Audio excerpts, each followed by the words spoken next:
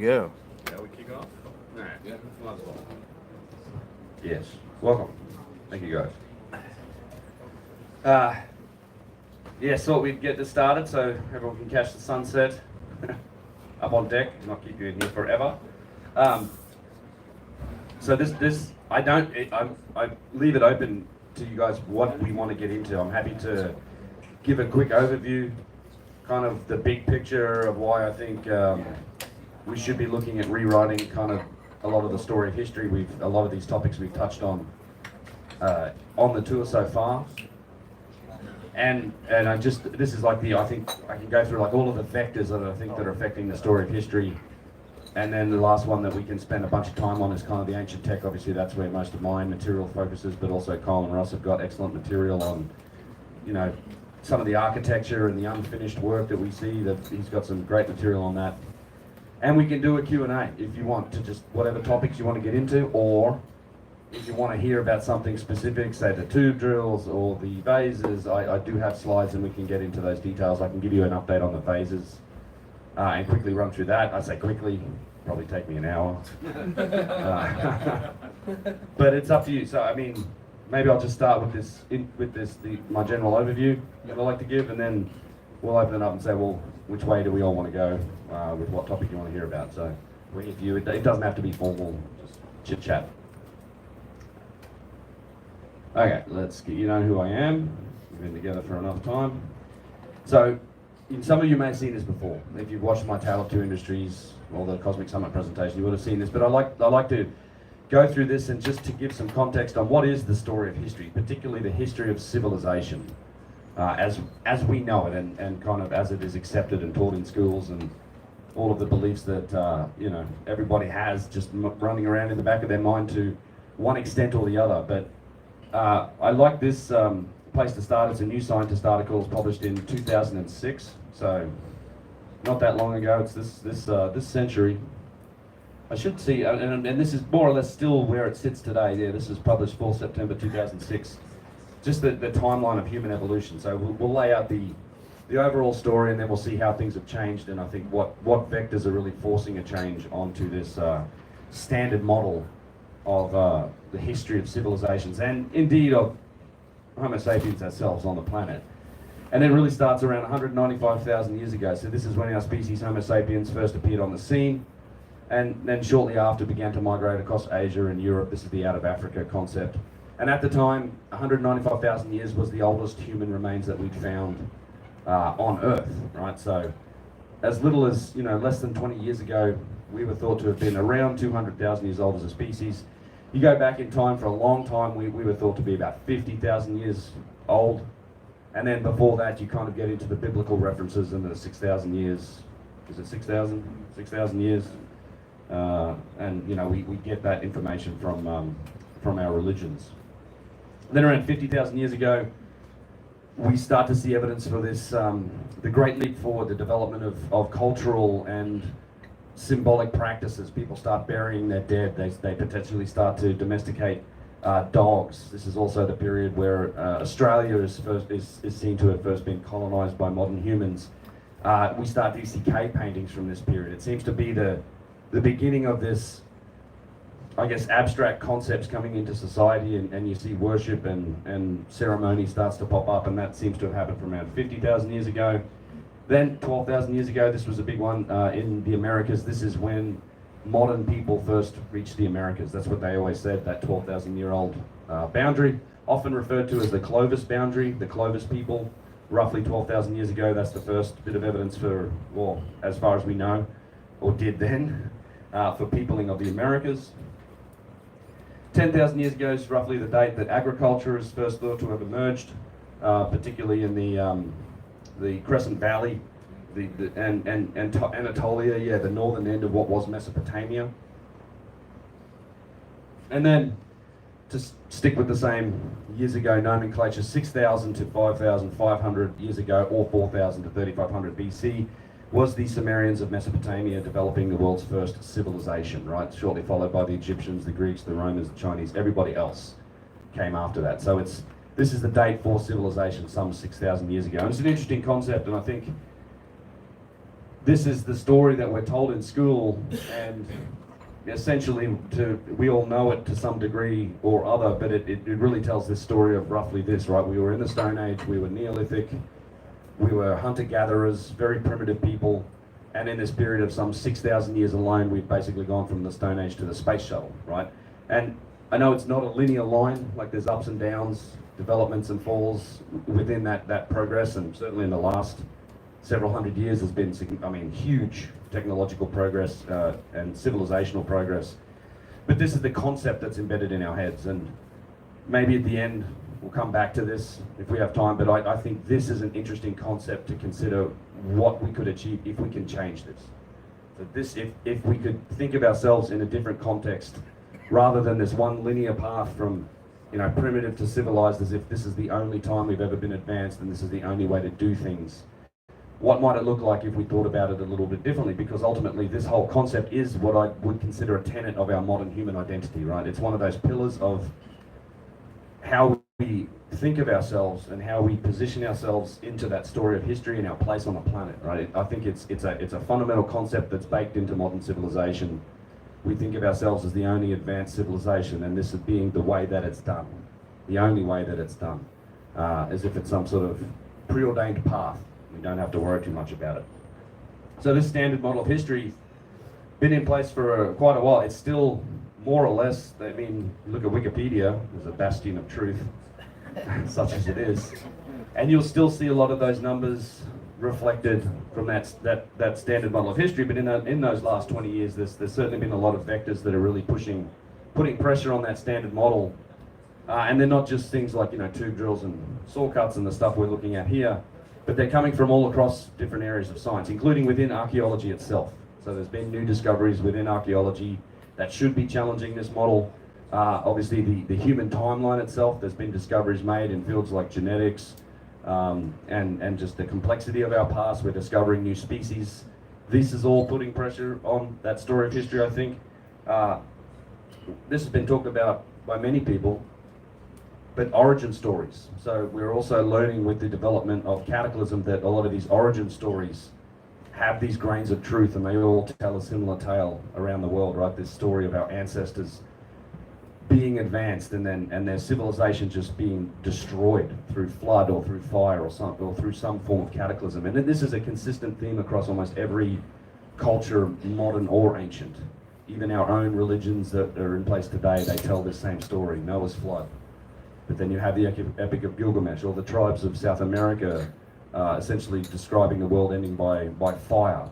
Nordic traditions did this. Even the ancient Egyptians had a flood myth, when Hathor drowned everybody, and they had to basically get her drunk and make her fall asleep by mixing, I think it was barley and blood together, and she drank it, fell asleep. Finally it stopped. She stopped drowning everybody, and then Tahoti or Thoth had to teach men to be civilized again.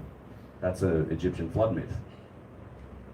And then the key that's really unlocked this in my mind, and I know this is something that Graham Hancock and people have talked about for a long time, but Cataclysm, the development and understanding, particularly in the last 20 years, of the evidence for true cataclysm happening on this planet has emerged in the last 20 years. There are a lot of people based on those origin stories, Hapgood, Hancock, people would speculate that, there seems to be this consistent theme, what happened? And, Hapgood had Earth displacement theories, and Graham Hancock in Fingerprints, I think that was published, 95, 96? Velikovsky as well also is another author who talked about it. So there was a lot of speculation of what happened, because we seem to see these indicators of it, but then it's really only been in the last 20 years where we've had solid science now showing us what actually happened. And it's the Younger Dryas Cataclysm, this period known as the Younger Dryas, which is the boundary between the Pleistocene and the modern Holocene era that we're in today. Some roughly 13,000 years ago, the Earth was just plunged into this devastating. We're coming nicely out of the Ice Age and the glacial maximum, and then we were just plunged into the depths of Arctic cold very rapidly for nearly around 1,000 years, and then sort of bounced right back out of it. It coincides with a massive megafaunal extinction that impacted, specifically the Americas and Northern Europe in particular, but this was a global event. It coincides with the sea levels rising some 400 feet with, over time, but with these massive meltwater pulses.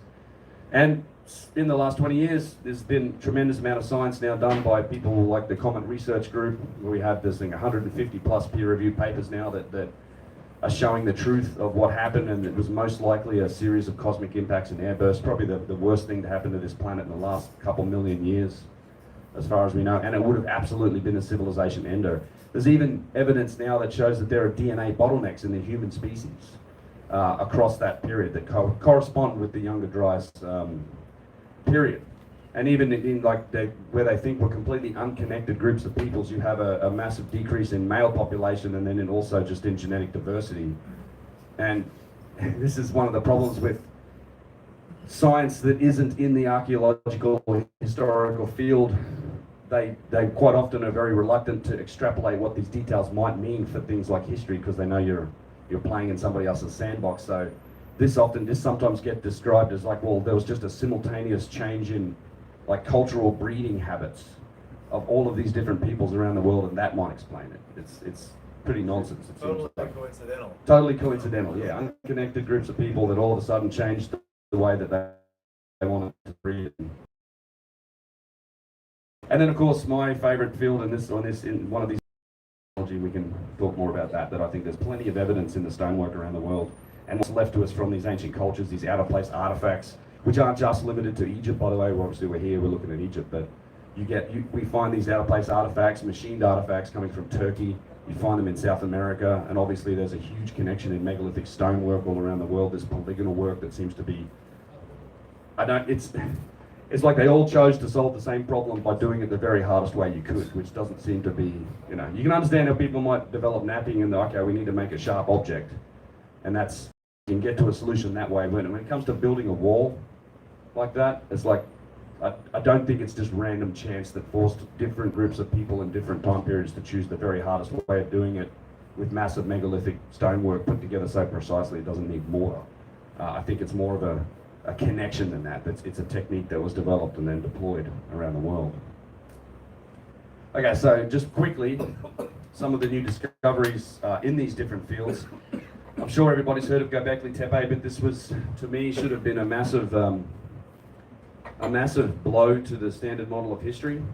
This was a site that's in the southeastern region of Turkey, near the city of Şanlıurfa, the biblical Edessa. We all went there, was it April last year, and saw it for the first time. Amazing site. It was actually first discovered in the 1950s by some farmers originally who were picking rocks in the field, and they tried to move these rocks, figured out they couldn't move them, they're too big.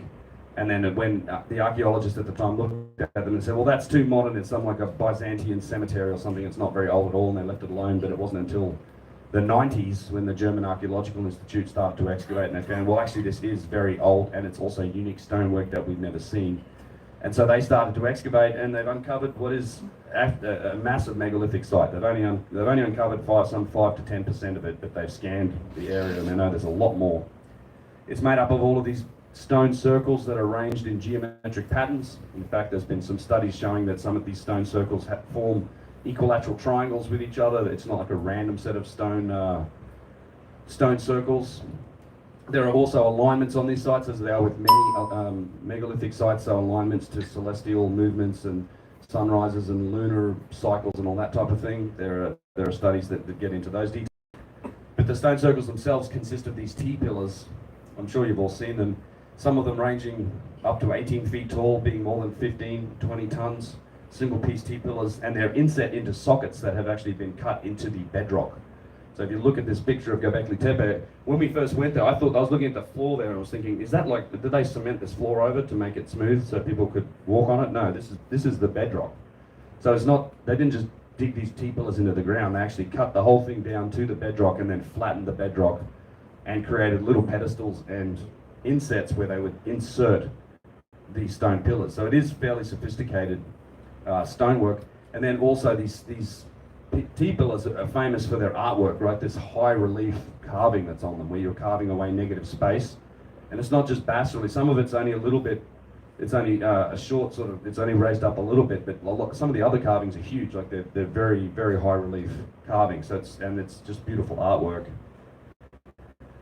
Not just T-pillars, there's also buildings, quarries, stone-cut cisterns there. I talked about it being astronomically aligned, and I think we'd also mentioned in one of the days like the work of Martin Sweatman, who has decoded the symbology on that site to really match up with star constellations, and it essentially forms a celestial calendar.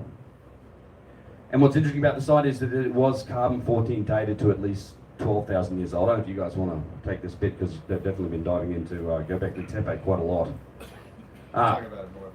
And I still haven't removed the deliberately buried from here. I should. It was thought to have been deliberately buried. The new evidence on this site suggests that it really wasn't, that it is just accumulated midden on that site is caused the burial. But what's interesting to me, and also Kyle and Russ when we were there and looking into the research around this, the way they dated this site, the dating comes from these small walls that are made up of small stones and just local stones that are basically built around these T-pillars, and they encompass the T-pillars. Like they in some places these T-pillars have been broken, and they're supporting the T-pillars, but it's a very different style of building. It's almost as if the site was broken down and then somebody else came along and decided to fix it up and stand the T-pillars up and make it again as best they could by using these cobblestone walls that they would build up. And it was material inside these cobblestone walls that was dated as being at least 11,000 years old.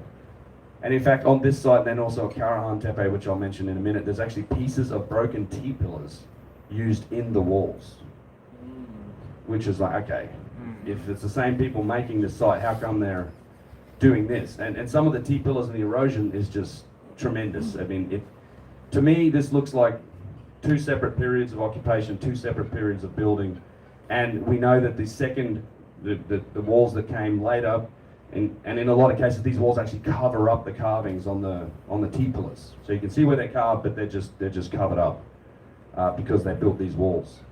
But we know that this more primitive second phase of occupation is at least 11 to 12,000 years old, and who knows how old the older parts of it are. So this should have been a huge blow, or not a blow, but it should have been cause for change, I think, to the standard model of civilization. This was the answer to Mark Lehner's refutal of Robert Schoch and John Anthony West's dating of the Sphinx as being around 12,000 years old due to rainfall erosion. When Schoch first presented that, he was kind of laughed out of the room, and Mark Lehner is famously quoted as saying, "Show me the potsherds." So show me something else that is megalithic, or something, other proof that something was happening 12,000 years ago. And they hadn't discovered, or they hadn't announced Göbekli Tepe at this point, but it's like, hey, here you go. It's 12,000 years old, it's a massive megalithic site, it's not very far from Egypt. And it's just, it hasn't changed anything. In fact, I mean, this takes, in my mind, takes civilization to build. You know, this is a huge site. And when you combine it with the other discoveries in the region that I'll mention in a sec here, I think it takes civilization to build this. You have to allow people to develop specializations to be able to go and do this sort of rock carving and quarrying and all the work that's associated with this. It's not just something that happens on the weekend when these hunter-gatherer dudes are trying to get away from the wife and the kids, right? And just let's go carve some massive stones.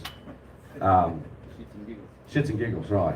Yeah, so you need to have other people growing the crops, making the food, like allowing people the time and resources to then specialize in particular crafts to make this happen. It takes a social organization. It's also a big, big site. And not only that, but Göbekli Tepe was the first site discovered in this region, but now they've found also, much more recently, I think, last decade, they found Karahan Tepe, which is actually, it's older and it's around 5 times larger than Göbekli Tepe. There's more than 250 T-pillars at that site that have been discovered, possibly 1,000, up to 1,000. It's also an incredible site, active archaeological site. They're digging it up, but very similar to Göbekli Tepe in its formation. All of this sophisticated bedrock work and a lot of T-pillars and shapes carved from the bedrock, kind of like the Sphinx enclosure. In fact, I've seen some stuff in Egypt recently that very much reminds me of some of the shapes and carvings at Karahan Tepe. It's much larger. It's at least 500 years older based on the carbon dating, which again comes from the midden and the other elements of it. There are permanent dwellings at Karahan Tepe. So again, this isn't hunter-gatherers and nomadic peoples. This is people that lived in a particular place. It takes civilization. And the most astonishing part about this is that now that we're up to between 40 and 80 new sites just in this region have now been discovered. So it started with Göbekli Tepe, and now we're discovering these massive installations and stone pillars and small cities, essentially, being discovered in that southeastern region of Turkey. And that's civilization. I don't care. You won't convince me otherwise, I don't think. It's like a whole chapter of human history that we know nothing about that's just coming to light. And the equivalent example that I give of there's another example of this, which is the Amazonian forest. If you've watched anything Graham Hancock's had to say in the last few years, he's talked about how the clearing of the Amazon is revealing gigantic earthworks, these geometric forms, and the remnants of cities that were the size of London in the 1600s in the Amazon. Dozens and dozens of them, and we know nothing about that. We have no records. There's a few rumors and tales, but we have no records of these entire chapters of human history that are just unknown to us, but we're starting to uncover them. Before you go to the logos, just want to point out, as Ben was just saying, Mark Lehner kind of famously said, "Show me the potsherds," and this was his refutal of the idea that there was any civilization around 12,000 years ago to build the Sphinx. And this is interesting because it shows how, like, a lot of times there are what we call stacks of assumptions built into the arguments that people will make about ancient civilizations. So the assumption there is any civilization that's capable of making something like the Sphinx or any megalithic stonework is going to have pottery. But Göbekli Tepe, the lowest levels, are associated with a lithic culture called PPNA. It stands for pre-pottery Neolithic A. So now, 20, however many years after Lehner asked this question and destroyed Schock's argument, we now have a known megalithic stone culture responsible for building Göbekli Tepe that is pre-pottery, according to the standard model. So his question is either, it's interesting because that either destroys his question entirely, now you can't demand potsherds if you find stonework, or we still need to know where the potsherds are for the people who built Göbekli Tepe, because it's not the PPNA people that built it. Yeah. Correct. I'm sorry, is the word potsherd? Potsherd. Yeah, like shard, but it's Shard, with an E. okay. yeah.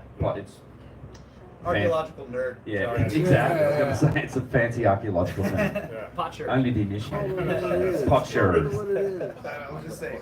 We'll see great examples of this, like when we go to Elephantine Island. Yeah. The entire site around the box that we're going to be looking at is like 20 feet under almost solid potsherds, midden of just filled with pottery. Oh. And so he does make a good point, Lehner, when he's like, you should see this. The fact that you don't see it at Göbekli Tepe really suggests that the PPNA people didn't build it. I think that's probably, in other words, he is making a good point. Right? Where are the points? Where are they? Right, but So- they're ignoring his point for this site. Yes. That's the problem. That's what's interesting. Yeah. And so, In so doing, you can conceive of people traveling somewhere else and building something, but their progress to become a civilization capable of doing that doesn't need to be at the place that they're building. It's not evidence. Yeah. We can talk about Göbekli Tepe a lot. yes. And if that's where we want to go, let me know. And I'll try to get through this intro first. So, Clovis. Yeah. So in the Americas, I'm not going to in and out. I'm not going to spend much time on this one, but that Clovis doctrine was a heavily defended. It literally was a doctrine in the American archaeological group for a long time. And anybody who suggested that they had found evidence for humanity outside of or beyond that time, older than that 12,000 year, it faced a similar fate to Schock, and they were literally laughed out of the room by the old boys club. And this happened to a guy named Jacques Sigmaz, who discovered a place called the Bluefish or the Bluefish Caves, which he dated with bone fragments and like modern human bone fragments to around 25,000 years old. And it ruined his career, it's his life. Like, he went into a depression, he didn't go back into the field after, and this was just as a result of him being laughed out of the room by his peers, because he was a member of the archaeological establishment. And it just shows you the example of how some of these things get treated and how this doctrine gets just driven into the fabric of the academics who run this particular branch of science. And it's unfortunate. But now, and again, over time, we've got now 7 or 8, 9 more sites around the Americas. You can see a map of them there, all with strong indicators of human presence going back tens of thousands of years before the Clovis doctrine. And in fact, even the Cerruti Mastodon site, which you can talk about, it's a controversial site, but it's, it goes back to 130,000 years ago. Definitely the evidence for tool use in what they were doing there. They found it, I think they were digging a road in San Diego or San Jose. They found these worked up mammoth bones that were crushed to get at the marrow, but it was done with sort of stone hammers and stone tools, which is an indication of, hominids being in there. So that's all being changed, and funnily enough, one of the things that happened that helped the younger Dryas science group get engaged, they would go to Clovis sites in the Americas. Because they were so well researched, they would dig down to about that 12 to 13,000 year boundary. They really wouldn't dig much deeper, but they were very well dug sites and sort of just disciplined in their scientific approach. So the strata layers and the dating was bang on. So then they could go down to these known dated layers of strata in the ground and then look for these impact proxies, the shock synthesized nanodiamonds, the extraterrestrial platinum and iridium, all of these output features for this cataclysm. And then they started putting all these papers together, and then eventually, once these guys cottoned on to what they were doing, which of course this story of Cataclysm is a big, it's upsetting the apple cart to the major story of history.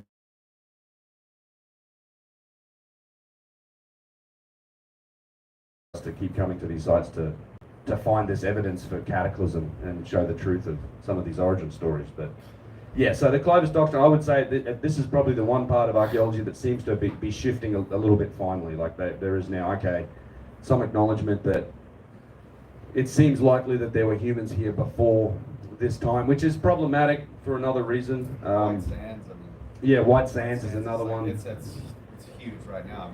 What they found. Yeah, they're finding it all over the place. But again, the concept here, and we'll come back to this in a minute, is that modern peoples reached the Americas through that Bering land bridge between the ice sheets during the Pleistocene, and they came down through this narrow land bridge, which would have been quite a gauntlet back in the day, I've got to say, along with the short-faced bears and the cave lions and American lions and all the other predators there.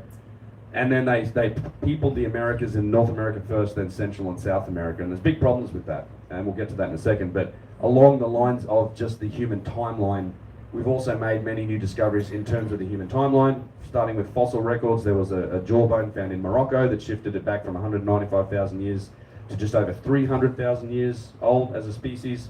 This is now the oldest human fossil that we have.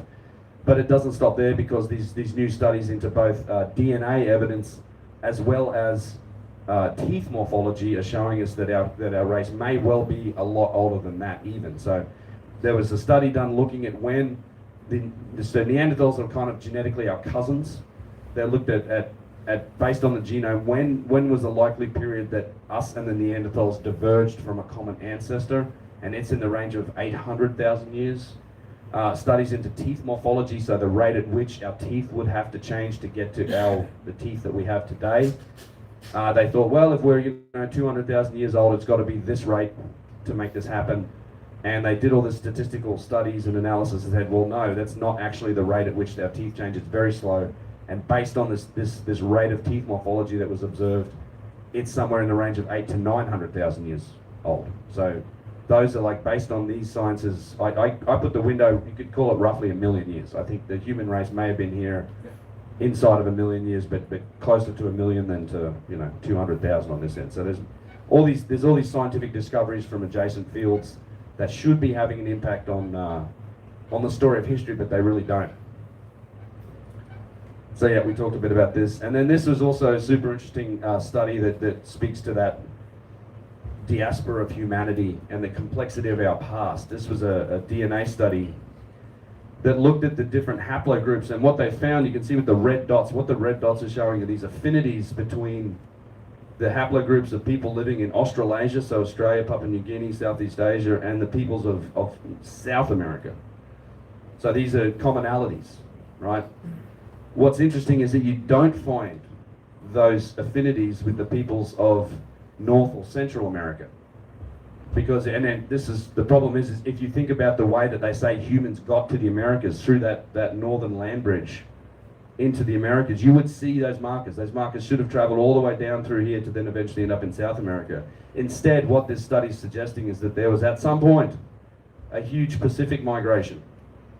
Enough that it's left markers that are still readable in our genetic makeup today. So it's showing you the complexity of the true complexity of our past. It's also challenging a lot of those established theories, the out of Africa theory, the age of the human race. This isn't Denisovans. No, this is us. But actually, Denisovans and Homo floresiensis. That's another good point. We keep coming up with a more complex genetic past, and I don't often talk about it. We can talk about it when we get to Q&As here, if you like, but I do think that when you talk about previous civilizations, I'm not always, I think there's a possibility that it wasn't just us. Like we know Neanderthals were here 40,000 years ago. It's fairly recently. Denisovans appear to have been, we're really only working with a couple of little bones with the Denisovans, but we're seeing a much more complex history and past. I mean, I for the longest time thought Neanderthals couldn't talk. And you guys, I think, corrected me and said, well, no, these recent studies have shown, no, they did have vocal cord development. They could actually talk. Lovely singing voices by all accounts. And you obviously need speech to create civilization. They had larger brains than us. I mean, They're also sailors. they were sailors. We know that you made tools. There's that Denisovan jade bracelet that shows evidence for machining potentially.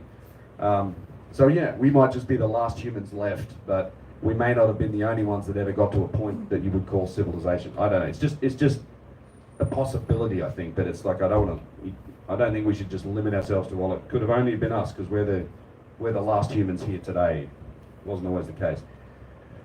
So we talked briefly. We've talked about the Younger Dryas Cataclysm. I think everybody here knows about it. But yeah, massive megafaunal extinction. I love hearing Randall Carlson talk about it. He tells the story, which makes a lot of sense to me, which was that basically half of the megafauna on the planet went extinct in a very short period of time. The megafauna that's alive today on this planet is the half that survived the Younger Dryas Cataclysm. So it wasn't just a few species, it was a lot of species, right down to several species of birds, but a huge range of species, particularly North, South America and Europe. South America has suffered something like an 80% extinction rate on megafauna. We're megafauna, we barely survived it. That shows up in our own genetic history as well. And of course the explanation for this is overhunting, right? It was nomadic paleo groups of people that just chucked spears at things until everything died, including the couple species of birds. And I heard Russ telling this story the other night. It's one of my favorites too. It's like, if you want an example of how difficult that is, we tried with the bison in North America. And we had vehicles and firearms.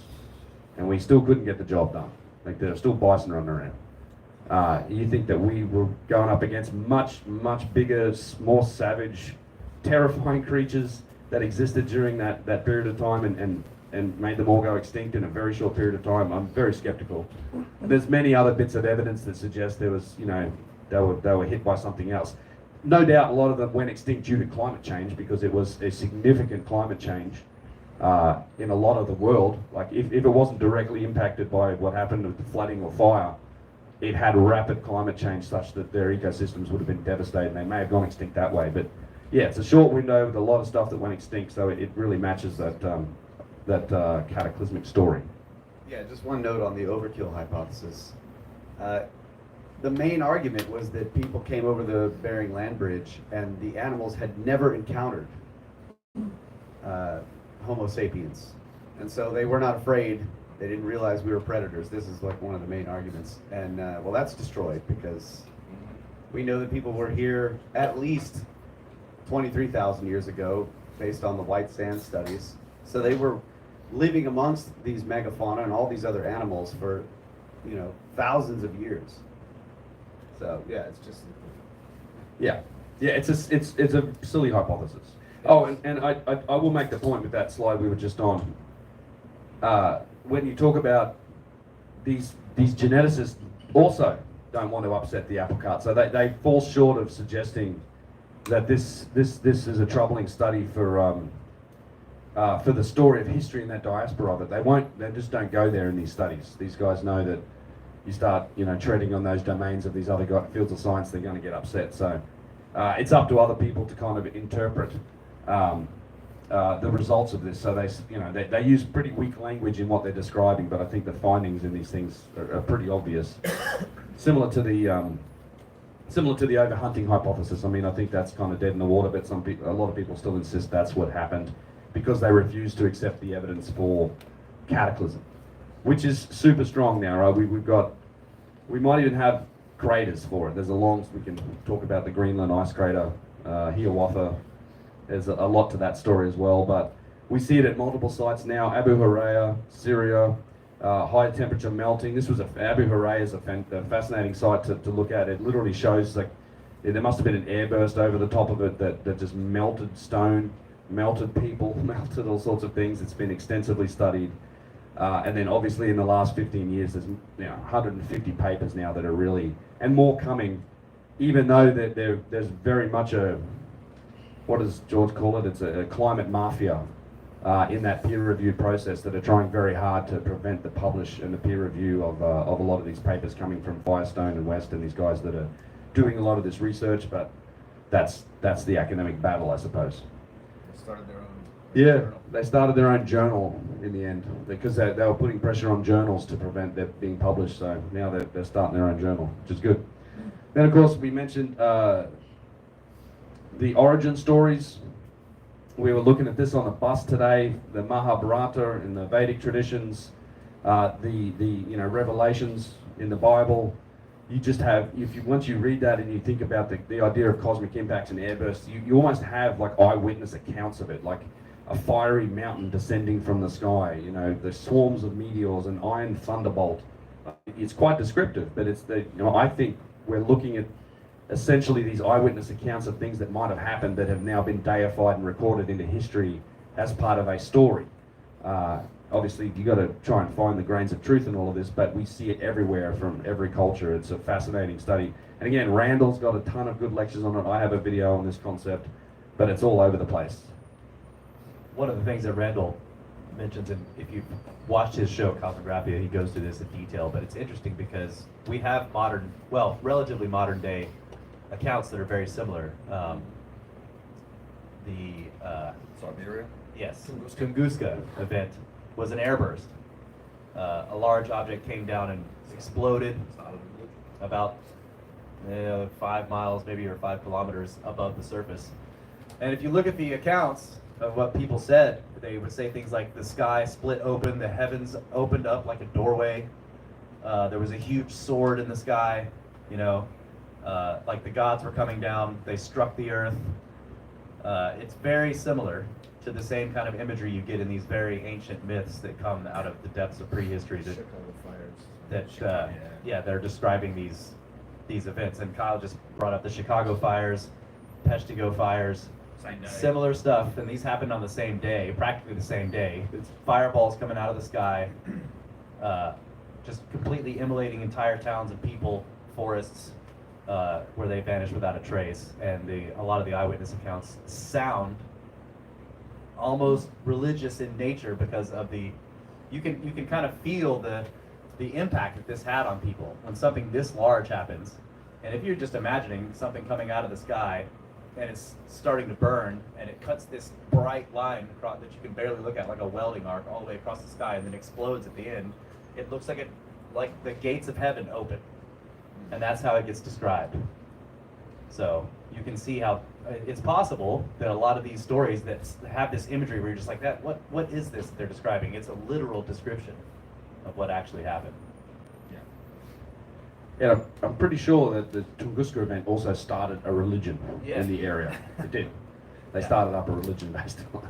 There's photos. If you have not seen Tunguska, you can see the photos of where the Siberian forest is just flattened like matchsticks. These huge trees, and it's just in this, from the epicenter, just in this massive spiral outwards. And there's a tiny little blip, It was a nothing burger. Yeah, something like 800 square miles. Yeah, 800 square miles of Trees devastated. just Yeah, flat. yeah. What's the site, the biblical Sodom and Gomorrah that that we were looking at the Cosmic Summit. That's a great Yeah. story too. It's not younger dry. Hammam? Tel El Hammam, right? Yeah. Yeah. So we at the Cosmic Summit we had I've forgotten his name, Dr.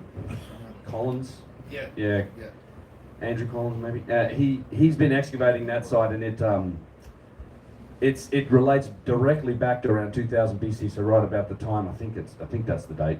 It's a cosmic impact site. It's not a younger dry site, but it literally relates exactly to the Sodom and Gomorrah story in the Bible about people being turned to pillars of salt, the earth getting salted, nothing growing there, and they found it, and they found all this evidence for a cosmic airburst where again it melted people, it broke pottery, like they're mapping out where the bits landed and how roasted they were, and these stone and mud brick walls were just, it's like vitrified from like 2,000-3,000 degree heat, and it literally did something that nothing grew there for decades and decades afterwards. So it really matches that story as it's written in the raining fire and brimstone from the sky in the Bible. So okay, so and then the other vector that I always like to talk about is the advanced ancient artifacts, which we have seen many of these, and we will see more.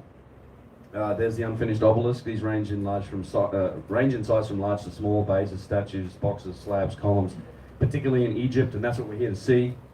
On this tour, we've seen a lot of these artifacts, and this is pretty much where I dive into the details, so I can stop here. But we can get into machining. Like I sort of classify this in terms of the artifacts as well as the machining, the evidence for machining that we see, and then also the evidence for precision. In these artifacts, measured precision, the Vases, the Vase Scan project has obviously revealed a lot about that in the last year or so.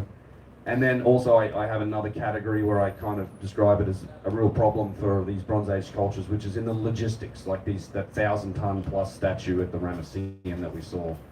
I think that would be a very challenging undertaking for a civilization like the Bronze Age Egyptians, who, by all accounts, didn't use the wheel, they didn't use force multipliers, they didn't use pulleys or capstans or anything like that. So, with that, what do you guys want to do? Is there a Q&A, or do you want me to get into the vases? An update on the vases. Update on the vases? Yeah, cool. All right. And then, let's do that. Let me pull that up.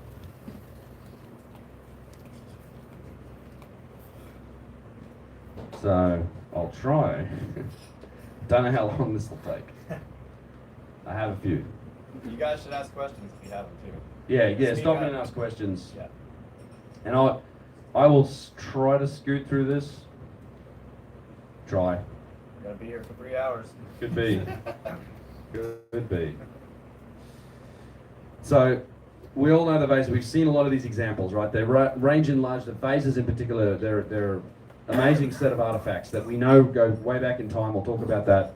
But we also saw in the museum how they range in size from very small. There's that, that little tourmaline, transparent, tiny thing that's about the size of your thumb, right up to vases like this one that we saw that's, hip height basically. So they range in size and shape, and there's plates and vessels. They're not all just vases. Obviously the schist disc is one of those.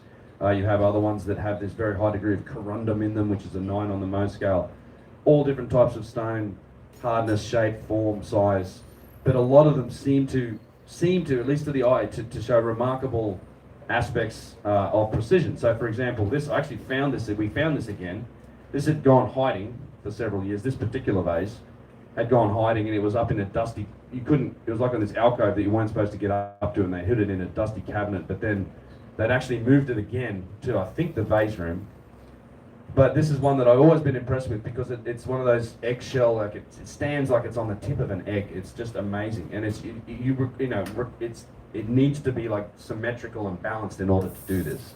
You can barely see it there. I've actually got some better photos of it, but you can just see how it's just perfectly balanced and symmetrical. When it sits like that, it's the top level. It's not Yes. tilted up, so the top Yeah, the top is level. So when these are sitting, the top is level. Yeah. Well, as level as we've been able to look at it. I mean, you start putting tools on them, it pushes them around. But I mean, pretty close. to the eye, you sit down on it, it looks very level. Just remarkable manufacturing in hard stone. This is also another vase that we saw, and I think maybe since I started talking about this, they just rotated it a bit further around. But you used to be able to see in this vase, with these large crystal inclusions, it has a chunk missing out of the side of it here. And then if you look closely, and I zoomed in on here, you can see how thin that material is. It's remarkable, and this is a very difficult type of stone to work with these large crystal inclusions. It goes from hard to soft. That's one of the challenges of using this type of stone as a medium for creating these sort of objects, is that it's just not homogeneous material. It's like a stupid material, frankly, to try and make this stuff out of, because you're going from hard to soft, different materials in the aggregate of whatever the stone is. And it'd be much easier to do this from, you know, metals or any other sort of material like resin, anything like that. Wood even is much more homogeneous than a lot of these types of stone. But somehow they did manage to then to create these things not only, you know, with precision, balance, symmetry, but also very fine and thin thicknesses, I guess. And yeah, it's a mystery. It's quite an achievement, is what I'd say when you look at this. And they get much thinner than this, as we'll see. But obviously, and this was obvious even to Flinders Petrie back in the day, they're obviously the product of turning, right? And this is one of those problems for the story of ancient Egypt as we know it, because there's really no evidence that they developed the wheel, let alone more advanced wheel applications, things like lathes, until much later on, if ever, with the lathe. But certainly the wheel doesn't seem to have been around until somewhere around 1600 BC, the date that I've heard. I've been recently reading some research on when did the pottery wheel come to Egypt, because as you'll see, and as we saw in the museum, these are often displayed next to very simple pottery vessels that they're not turned, they're just handmade. So they're pitched, you know, they've got a coil of clay, and they're making it in a circle. One of the early applications of the wheel might be, there's some speculation that it could have been something turned by foot, but only to aid in the laying out of pinched pottery. To throw a vessel, to actually use centrifugal force to make a pot like you do today on a potter's wheel, you have to spin that thing reasonably fast, right? It's got to actually provide that force to push the clay out, and that's a bit more advanced of a mechanism. But when you look at the vases, and these vases stretch way back into time, I mean, the principle of rotating, of some sort of turning mechanism is plainly obvious. It's written into the stone itself. There are all these fragments, we see it in the vases. And Flinders Petrie found this as well when he was looking at all of these artifacts. And he said the principle of rotating the tool was, for smaller objects, abandoned in favor of rotating the work. So instead of a rotating tool, you're actually turning the work. And the lathe appears to have been as familiar an instrument in the 4th dynasty as it is in modern workshops. The diorite bowls and vases of the Old Kingdom are frequently met with and show great technical skill. And in fact, this picture here is from one of Petrie's publications, and this exact piece is then also now being examined by Christopher Dunn in his book, Lost Technologies of Ancient Egypt. He's looking at Petrie's pieces and showing you the exact same fragments and turning marks, these witness marks from some form of turning process. So clearly whoever made these was using a turning process. There's no doubt. Yeah, I just want to. The thing that's important about this to me, like we've seen people online saying, well, these are obviously they're made with a lathe. You can make this with a lathe. The difficult thing about a lathe when you're cutting stone is the rigidity of the axis that you're rotating the work with. And I mean, you could imagine making a lathe out of some wood and spinning some wood inside another piece of wood, and you can make that. But it won't be rigid enough, because when you have to put the force against the stone, it's going to push that axis against whatever bearing it is if you're just rolling it inside of another piece of wood. And so you're going to sort of cut an oval into the essentially the bearing or the bushing, because it's a soft material. In order to make a vase like this, you have to have a very rigid bearing, and however long it takes to grind it or cut it or whatever, even if you use like sort of simple grinding tools, that turning, in order for the vase to be symmetrical, has to have a rigid bearing. That is the complexity, in my opinion, of making a lathe, is getting that precision. We have lathes today that are, machine grade, like for making very precise objects, and they're humongous. The bearings in there are precision made, and that precision to make that bearing relies on an entire development of precision from a flat surface. And it moves out in stages of more complexity. And so it's not enough to say they had a lathe to make these. The bearing would be the most difficult aspect of it. Yeah, I agree. I know we get into this, if you watch some of the Vase Scan podcasts with the machinists and metrologists that Alex and Nick and also Adam, we talk about the requirements for lathes and things. Before I move on to, if anyone here wants to, Mo is here before we leave. You don't have to do it now, but just make sure you if you haven't already and you want to go to either Abu Simbel or these special permissions that we've talked about, just make sure he's here and you can write your name down if you haven't messaged him or whatever. But yeah, just do it before. You don't have to do it now, but before you leave the room when we're done. So yeah, not only were they turned, but as we mentioned before, fantastically thin. And one of the I like this example. You see some examples here of thin ones. We've seen a couple of them. You've probably seen them in the Vase Scan video. I think we had one vase that got down to a couple of millimeters in terms of thickness, but Petrie actually found one that I think is astonishing. I think it's in the Petrie Museum. I hope to see it one day, but he said, but the greatest triumph is a bowl of diorite, translucent and full of minute flaws, which must render it very brittle. Yet this bowl, 6 inches diameter, is only 1/40th of an inch thick over its greatest part. Just around the edge it is thicker in order to strengthen it, but a small chip broken out of the body of it shows its extraordinary thinness, no stouter than thin card. That's insane. That's insane. Is that the piece on the left? No, it's in the Petrie Museum. I haven't seen it, but this is one of those. This is actually calcite that's machined out and it has these ridges on it. It's also very thin and translucent. The vase, one of Matt Bell's vases, is also very thin and translucent granite. But this is kind of mind-blowing to me that you can get diorite down to this thin and still make a vessel out of it. And not only that, and we saw beneath the step pyramid, it's consistent. Like it's not like the thickness of the material wavers. You see the tapering where it goes from thick to thin. That's consistent, and it's maintaining that. It's losing that thickness along a fixed diameter or a fixed curve, and they do it very consistently. So it's quite remarkable. But so as we know, 40,000 of these were discovered beneath the step pyramid. 40,000 to 50,000 is the number I often hear. This is a picture from Jean-Philippe Loyer's excavation. Lots of broken shards. The tomb robbers down here were probably smashing them to see if there was anything in them, and obviously some of them were a bit too hard to break. So we have lots of shards of them and a lot of whole ones that are mostly all in the museum these days. I think we saw this piece down there. Still there, I hope. Some of these were inscribed, as we talked about, and Yusuf makes the joke now that since we've been talking about this over the last few years, they've been removing the poorly inscribed vessels and pieces of vessels, and they're only leaving the best ones on display. But this is from Jean-Philippe Loyer's diagrams and pictures as well. And you can see how rough these inscriptions are, right? Common theme. We know that some of these inscriptions were done purely with hammer and chisels. We saw this piece, in fact, in the Saqqara, the Imhotep Museum. But yeah, this is how they're dated too, right? So because they're inscribed and they have the names of first and second dynasty kings on them, that's obviously who made them. Never mind that it's such a poor inscription relative to the vessel itself. And we went through this in the Imhotep Museum, but I do like the fact that they're forced to acknowledge that these are in fact heirlooms from an earlier time because of these inscriptions. So we talked about this in the museum, but they say that the art of carving stone vessels was an art that reached its peak during the first 2 dynasties, and all the types of stone found in Egypt were used.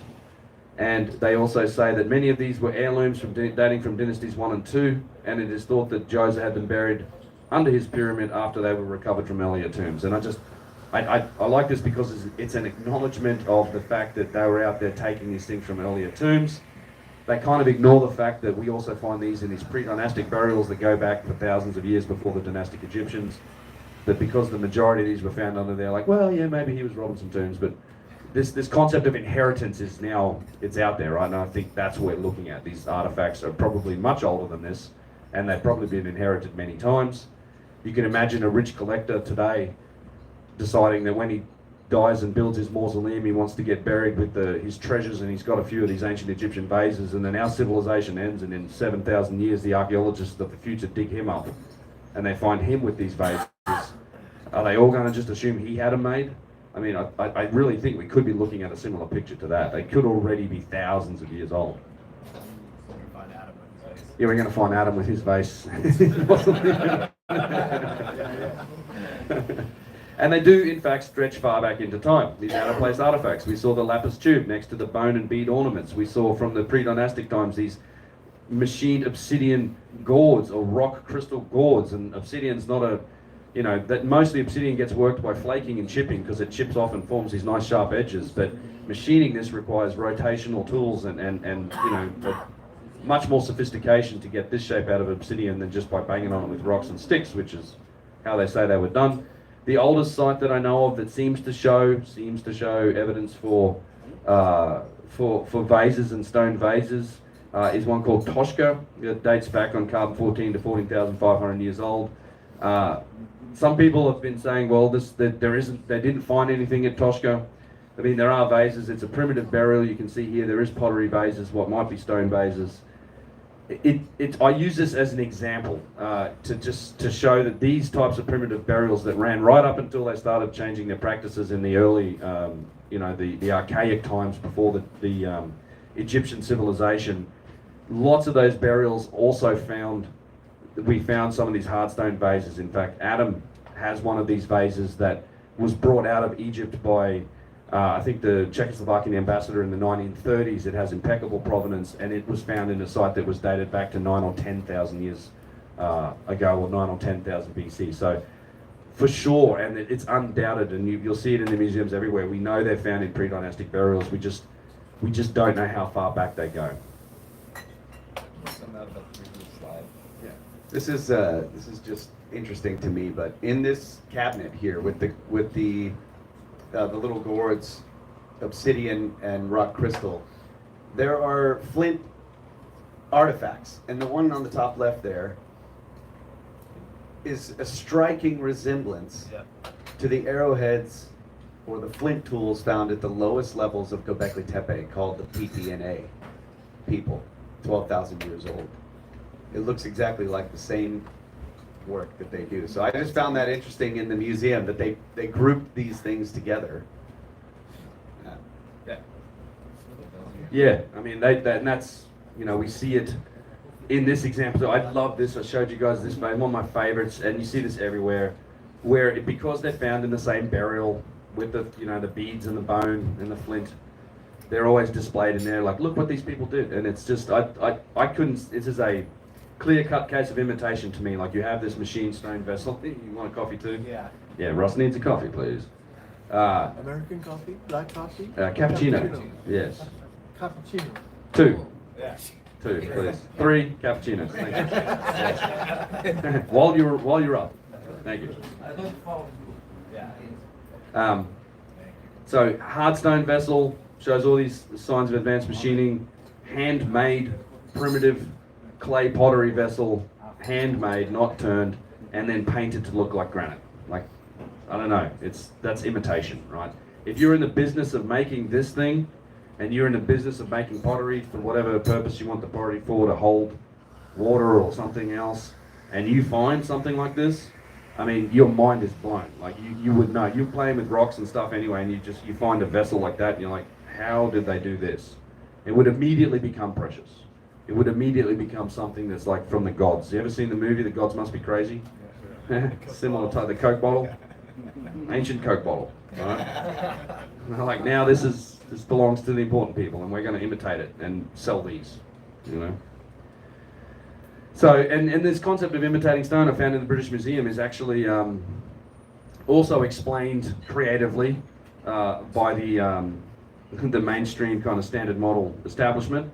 And I often like this. I've probably said this to a few of you at various times. Is like when they get to something that they can't quite explain, that's when we start to evoke magic, right? And the same thing happens here. And they say this is in the British Museum, where you see the swirls are there to imitate porphyry swirls of some of the porphyry vases. But you know, vessels laboriously carved from hard stone were very expensive, and held oils or ointments that were probably even more valuable. Not sure if you look at the price of the vase these days. An imitation could magically supply both the container and its contents for the afterlife. Here, the pot's spiral decoration mimics the limestone breccia of the jar. The wavy lines pointed on the handles evoked the shimmer of gold foil, which was added to the most lavish stone container. So they're just saying these are the budget versions of vases. That's why they did them, and that's why they tried to make them look like the hardstone vases.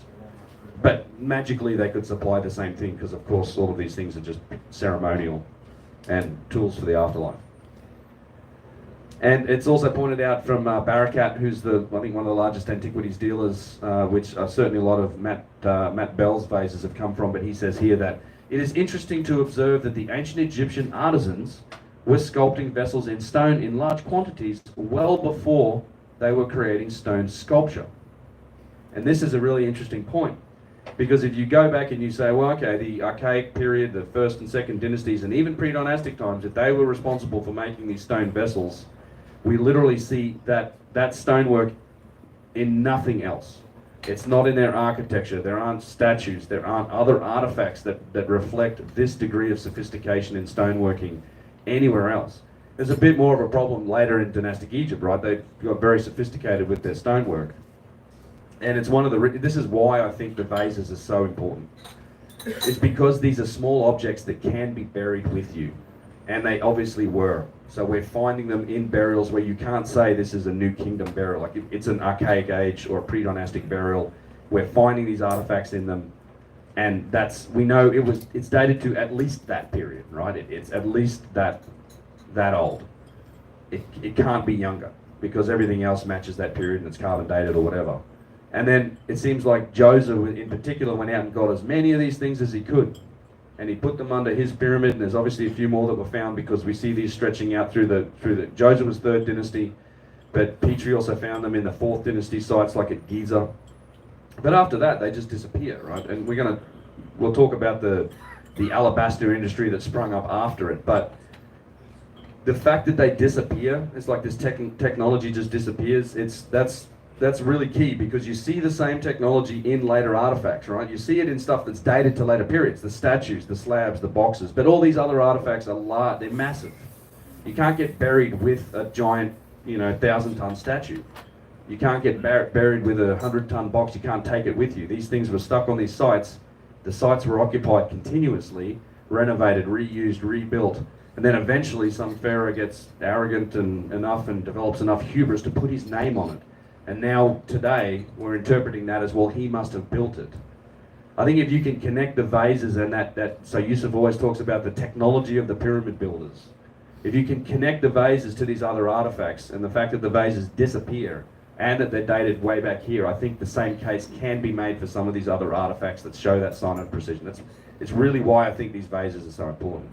And what's being uncovered with the VaseScan project is important. Okay, so are they canopic jars? No, we saw plenty of canopic jars with nice lids that were made from alabaster. These are the lids we saw in the museum. You'd think if you could make the vase, you make a lid, but the ones that were used for canopic purposes, they had mud lids like this. We went through this in the Imhotep Museum, the standard model explanation for them.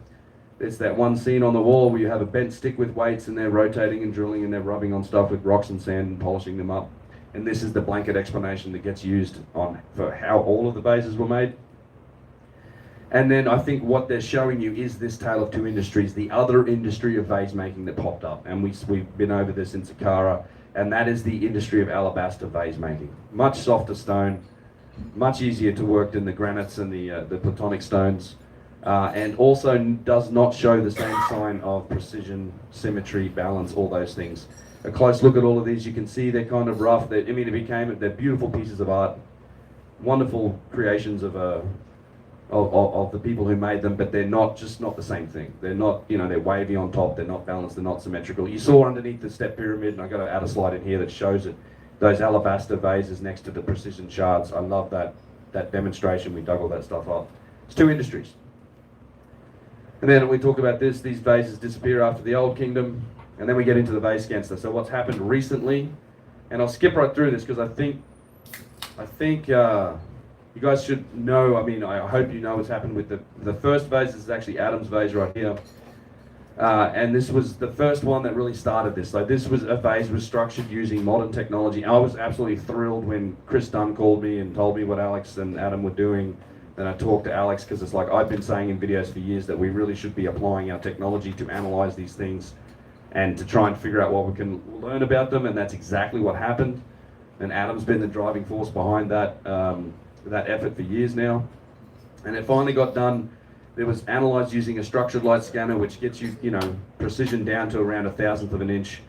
And then that result or that model was analysed in CMM software or coordinate measuring machine software by metrologists, Alex Dunn and Nick Sierra, Alex being Chris Dunn's son. These guys work making precision machine parts, for jet engines and aerospace industry. So they really, this is what they do. How many jars have we got scanned? How many we got scanned? Well, we have like 500 plus scans, but they're not. How many? About 500-600 STL. Yeah. But they're not all. Yeah, not all. I know Matt Bell's had at least 15 vases scanned now. He's getting them scanned, so he's scanning them in CT. He's using CT X-ray, which is micron level precision. In fact, I got an email from him the other day. I'll be chatting to him when I get home. But a lot's now, and this is the update. This is kind of where I want to go with this because I'm not sure you've seen. I talked a lot about the first vase, talked about it on Rogan and in these presentations. But what's interesting is in the mass and what we found in these subsequent couple of vases that that has been scanned and analysed, because it's one thing to define the precision and the metrology of the vase. It's a whole other effort to actually then do the analysis work to try and uncover the mass, which is what happened. But I'll do my best to skip through this quickly. Sorry, guys. So in order to do this, you have this like a 3D model of the vase, and it's generated by a point cloud system that's just, think of it as just millions and millions and millions of little dots and points of reference, right, that make up this model. So you have to establish like a reference frame for measurement. So you basically build up this XYZ three-dimensional reference frame and coordinate system that now lets you, basically measure everything and put everything into relative position next to each other. And again, the vase is an ellipsoid, right? So it's not a geometric shape. You can do geometry on spheres, cones, cylinders, flat planes, that's geometric operations. You can't do it to an ellipsoid because it doesn't match any of those shapes. So what you do is you go and you map geometric shapes to sections of the vase. You do a best fit. Okay, so if you get as a section of the vase or where it curves, it might match a sphere, or the lug handles might match a cylinder. It's not all of the lug handle matches it. You want to find the best fit with the most points for that cylinder to match to the vase, and then you do your geometric operations based on that cylinder. Now you could do this, and sometimes this happens in modern machining. This is a standard, industry standard technique too for doing this sort of precision analysis with machine parts. You could match it with 5 points, right? You could get a sphere and match it to the body of the vase with 5 points. It's not going to be a very accurate representation of that part of the vase with just 5 points, but you'll be able to do spherical geometry on it. But if you use like 10,000 points or 80,000 points, it's going to be a much, much better fit. So the more points you use, the better fit and the better representation of the actual object what you get in the geometry. So it's important to note, and you'll see the number of points of reference that have been used to match these shapes here. But once you do that, you can do a couple of things. You can compare geometric form accuracy. So how spherical is this part of it? How perfectly round is this part of it? How flat is the plane? And you can also then map out the relative accuracy from different parts of things. So I can say, I'm going to measure everything relative to the top surface of the vase. So now I can see how perpendicular is it? How parallel is it?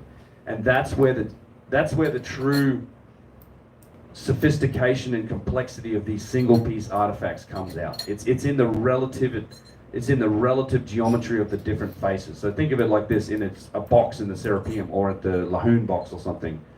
How parallel are those end walls apart from each other? How square, how perpendicular are the side walls relative to each other? It's not just a matter of like how good does the corner look or how flat is the surface. It's this relative geometry, and Petrie knew this too when he was looking at things like the Lahoon box, because if you're carving this from a single piece, once you stuff up, you can't just remove more material to fix an error.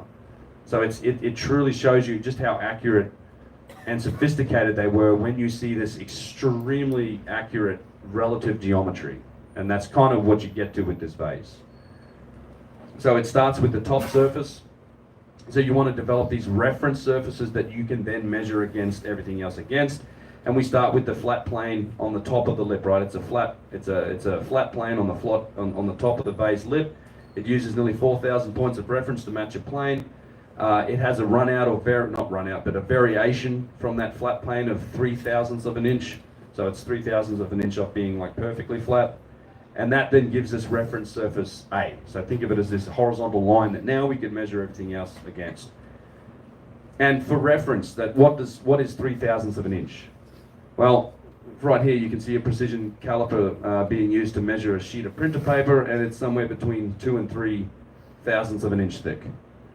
So it's more than that. This looks like between 4 and 5. I think a human hair is between 2 and 3/1000ths thick. But a sheet of printer paper here, a thin sheet's just under 5/1000ths thick. So this is roughly, that flat plane is off by about the thickness of a human hair.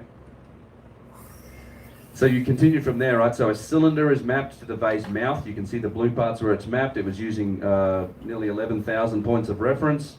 Although it's damaged, and you can see the damage in the scan here, the cylindricity of it, so how well does it match that cylinder, is within 13,000ths of an inch. And what's astonishing about this is once you have a cylinder, you obviously got a center line for that cylinder, a vertical axis, and you can say, well, we've got that top axis. How perpendicular is that vertical axis to the top axis? So how well did they make this relative, or how flat did they make it relative to the center line? And it's within 1/1000th of an inch. So this is astonishing. Like it's basically perfectly perpendicular to the top plane. Over what? Margin of error. Yeah, the margin of error is very, very small. Over what? Well, the vase mouth. Well, it's measured, so the cylinder maps from about here to here in the vase neck. So using that cylinder and that vertical line, we're now establishing basically a vertical axis, right? So now we've now got a center line for the vase. We've got a top plane and a center line. And you can measure everything against it. And this gets really interesting because you have a sphere that got matched to the bottom. You can actually see these symbols here. It shows you a sphere that's matched to here. So with a sphere, you can look at well, where's the center point of the sphere? And this is one of the larger numbers we saw. It's like nearly 80,000 points of reference to match this sphere. You can see it'd be a very big sphere, right? Huge sphere, but you match a portion of it to this. But it's using nearly 80,000 points of reference, so it's a very accurate representation of the vase body. And its center line, or its center point, is within 17,000ths of an inch off the center line of the vase. And this is the biggest number we had, but it's still, Nick makes a really good point of saying how actually remarkable this is, because what it's also telling you is that it is almost perfectly spherical. So with spherical geometry, if you squeeze one side of the sphere or you move it around, it really affects where that center point is. So not only is it pretty damn close to the center line for the vase, it's also basically almost perfectly spherical, this section of the vase body. Yeah, it just shows you this consistency of how perfect that work is around the vase body. And then the other end of the vase, same thing. In the vase bottom, we can match a cone to these sections of the vase bottom using 60,000 points of reference. We can measure its parallelism to the center line within 9,000ths of an inch. We can measure its perpendicularity to the top plane. That's within 5,000ths of an inch, and that's an interesting measurement because you're measuring something at the bottom end of the vase and the top plane's at the top, so you're still within 5,000ths of an inch across that difference. And just so you know, these numbers, again, relative to the width of a human hair. I mean, these are tolerances that are really only hit with some of the, you have to be very deliberate about trying to hit precision to this level. Like machine parts in an engine, the rotating parts and the parts that are touching each other, you might be talking about a couple of thou of precision in making those parts. But the other parts in an engine, it's not going to be, you're not going to make them that accurately because you don't need to in 20 or 30 thou. But we're seeing parts here that are blowing the minds of kind of like aerospace manufacturing engineers that are seeing this like, what the hell is this? And when we analyzed other vases that have been made, like modern marble vases, and they're not really anything even close. Like it's just yeah, these numbers, you wouldn't expect to see these sort of numbers, and you're certainly never going to hit these sort of numbers building anything by hand. And that's kind of the challenge. What we're trying to show with this is you'll never get, this is, to suggest this was made by someone rubbing on it with sticks and rocks and sand is outrageous at this point. On this bottom, on that last slide, on the bottom. Yeah. So is the bottom convex or concave? It's flat bottomed, isn't it, Adam? No? Well, it's a radius. Every surface has radius. Every surface has a radius. So if it's convex, then is it like, it looks like it's octagonal? Probably concave. Yeah, I don't know if that is. Don't they spin? They all spin So to it's one not degree or the convex. other. Convex. Yeah, Convex. convex, yeah.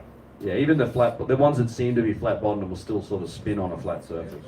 And I just wonder if that like octagonal, Some go in and oh, okay. So the lug handles get very interesting when you consider the manufacturing of the vessels, and I know we've talked about this.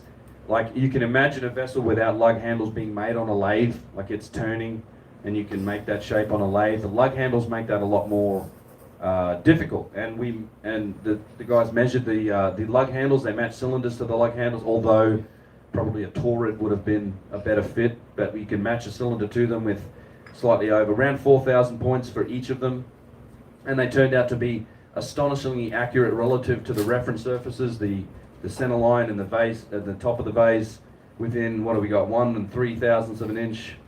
And then they're also very relative to each other. So one of them we determined you can make it reference surface F and then compare the other one to, and its cylinder is perfectly parallel to within, I think, 7/1000ths of an inch on this screen. So these are on other sides of the vase from each other.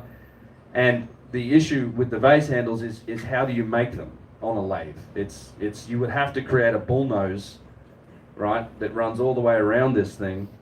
And then you have to go and you'd have to change your process. You'd have to take it out, change a different tool, different process, and remove this area of the vase body between the handles.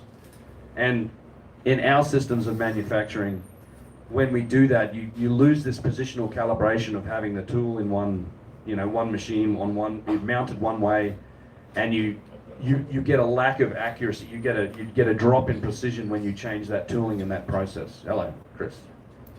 You got an answer? There's a poster of the Romanian wood turned vessel. Yeah. You can do this removal between these two and create the surface that matches the rest of the turned surface without letting go of it. Okay. So you're turning, but you're So- turning partial circles. Yeah, so Chris is saying you can do this And without letting go of it by turning, basically instead of it continually spinning, turning in partial circles. Oscillation, reciprocation. Yeah, oscillation back and forth. Yeah, I mean, I can see how that would work too. But there is cleanup when you get really close to each You gotta of get the cleanup. lugs.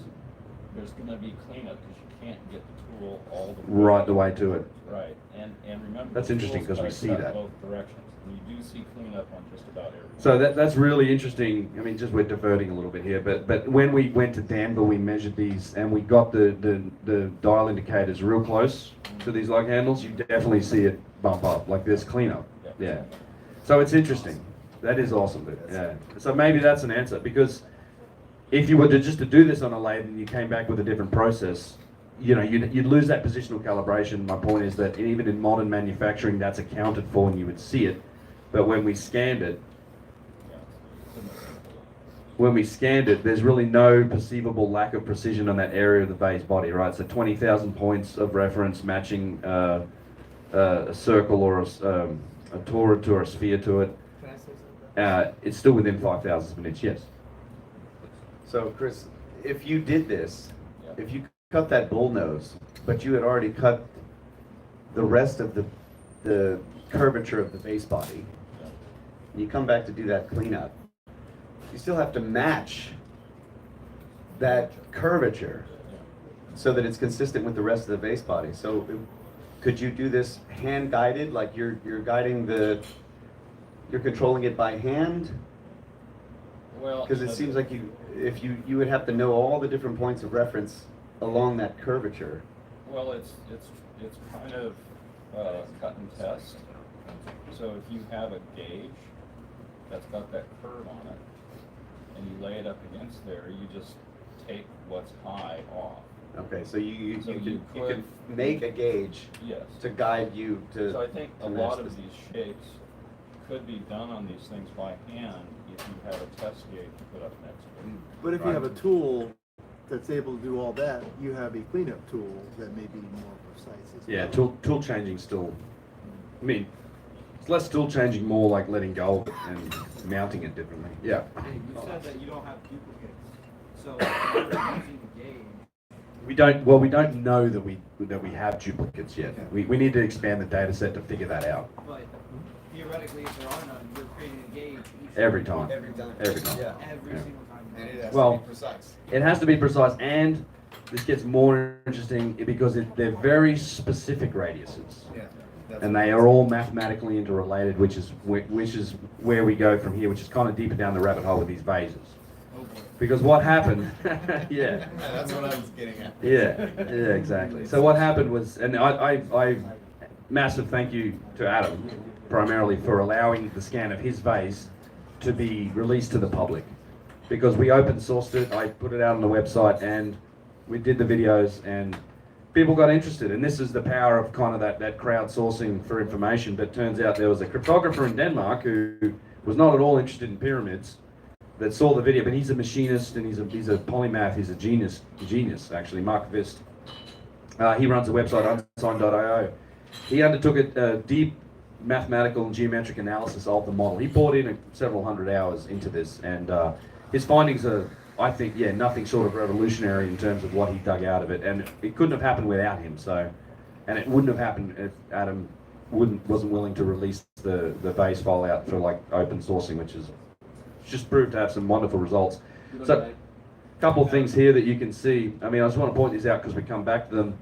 There are spheres that you can define based on the maximum external diameter of the vase and also the maximum internal diameter of the vase. So just sort of remember those because we'll come back to those. But what Mark worked out by analyzing this this vase is that everything's curved. Everything has a radius. All of the parts of this vase is essentially a portion of a circle. So the most widely used primitive or the geometric shape in the vase is a circle. And then you have arcs of circles that are used to define all of the features of the vase. Now, once he measured all of these and he started to determine these arcs and these circles, you can see the tiny detail in the lip here, like even this tiny curvature here, this has an arc. It's not like a straight line, it has an arc that matches a circle. There's two little circles that define the arcs that you see on the top lip. The handles have an arc, the base of the vase has arcs of circles, there's the interior circle, the exterior circle. Circles. All about circles. But what he figured out, once he mapped out the radii of these circles, he found that these radii have a fixed ratio with each other. As in, it's only circles of these particular size. The radii of these circles have a fixed ratio with each other that can be expressed by a single elegant scalar function, which is the radius of that particular circle equal, well, you start with one circle, right? You have a base or a radius of 0, you have a 0-point circle you start with. But the radius of every other circle in there can be expressed by this algorithm of the square root of 6 over 2 to the power of n. So 1, 2, 3, 4, minus 1, minus 2, minus 3, up and down. And the vase is almost entirely, not completely, but almost entirely made from curves and radii that fit this, what's called the radial traversal pattern, which is remarkable. And this sort of explains it a little bit. So you have all of these circles that scale up from 42 millimeters at the top end down to 1.1 millimeters at the small end. So that's a tiny circle. Try drawing a circle and drawing it accurately with a radius of 1.1 millimeter. It's difficult. And they scale up and down, right? So you have these range of circles, there's like 12 or 13 of them. And what he did is like, well, okay, so now I've got this mathematical function that matches these circles that are used on this vase, which means I can now define the vase based just mathematically. Like I can define everything mathematically. And he thought, I'm going to go into CAD, computer-aided design, and I'm going to create a model of a vase using just the math. Like the math I've decoded from it, I'm going to make a vase just using the maths of these circles, not the actual vase. He's making a model, and then he compared he compared the mathematical model to the scan model, and this was amazing when I read this and figured it out, like 3 or 4 times later once I realized what he was saying. That the medial radial deviation from the CAD model for all circles was 9 microns, so less like about 1/3 of a thousandth of an inch. So that's the average deviation in the radius from in the radii of these circles from the actual vase scan to the mathematical model. So it's nearly basically perfectly executed. So not only does it look like it was designed mathematically, but it was then also executed with astonishing precision. And at that level, I mean, we don't know if we're dealing with inaccuracies in the vase scan because you're at the limit of kind of the resolution of the scan, or it could just be minute damage to the vase over time because it's an ancient artifact that has a little bit of surface damage on it here and there. And just malleability, right? What temperature is. Yeah. So the idea that you have these completely consistent microscopic precision that's implemented across 12 different radii with fixed ratios in granite, it's an unfathomable achievement. Like this is, you have 12, you can, like we can argue that you can discover a pattern in almost anything, but when you have 12 levels of mathematical interrelationship like this, it's not an accident. I think Mark, in the article, he says it would be far more likely for you to wake up one morning and find that there's a new quantum universe has sprouted out of your left nostril, right? And I think he's right. Like it's an amazing achievement. And this was like, what the hell are we finding here? And yeah, it's happened to you twice. Has it? No, quantum universe Russ over here. 2 times. So where they started to, this is like where they got started, just to show you that it also reflects the flower of life patterns, these interlocked kind of sacred geometry patterns that are on here. This looks complicated, it's really not, but it is kind of fundamental to some of the other design aspects of the vase that we see. There's two grids here, a red grid and a blue grid. The blue grid's based on the internal circle, so the maximum internal diameter. Right, and you can actually see that based on this diameter of this circle here, it actually also defines the vase top at A. The intersection of these lines define the vase bottom at E. And then you have another, the red grid is actually defined by this circle here, that's the maximum external diameter. And then the intersection of these overlocking grids will help you to define all the other parts of the vase, basically, right? So the top width of it, the placement of the lug handles, things like this. So there's this sacred geometry that seems to be encoding in it. And what that led Mark to concluding was that it seems like this vase was designed. So it wasn't just sort of randomly made by craftsmen sitting on a lathe or whatever tool he was using or rubbing on it and making it. This was designed somehow and probably expressed and designed mathematically. And then that design was executed with remarkable precision in a manufacturing some sort of manufacturing system. So one of the other fundamental concepts of this vase is the use of the 1 radian arc. Radians, if you don't know what they are, you can follow this diagram. It's a really simple way of expressing angles, a bit more elegant than our sort of 360 degree system that we use today. You basically take the radius of a circle, you take the distance of that, you lay it onto the circumference of a circle. The angle that it makes is 1 radian.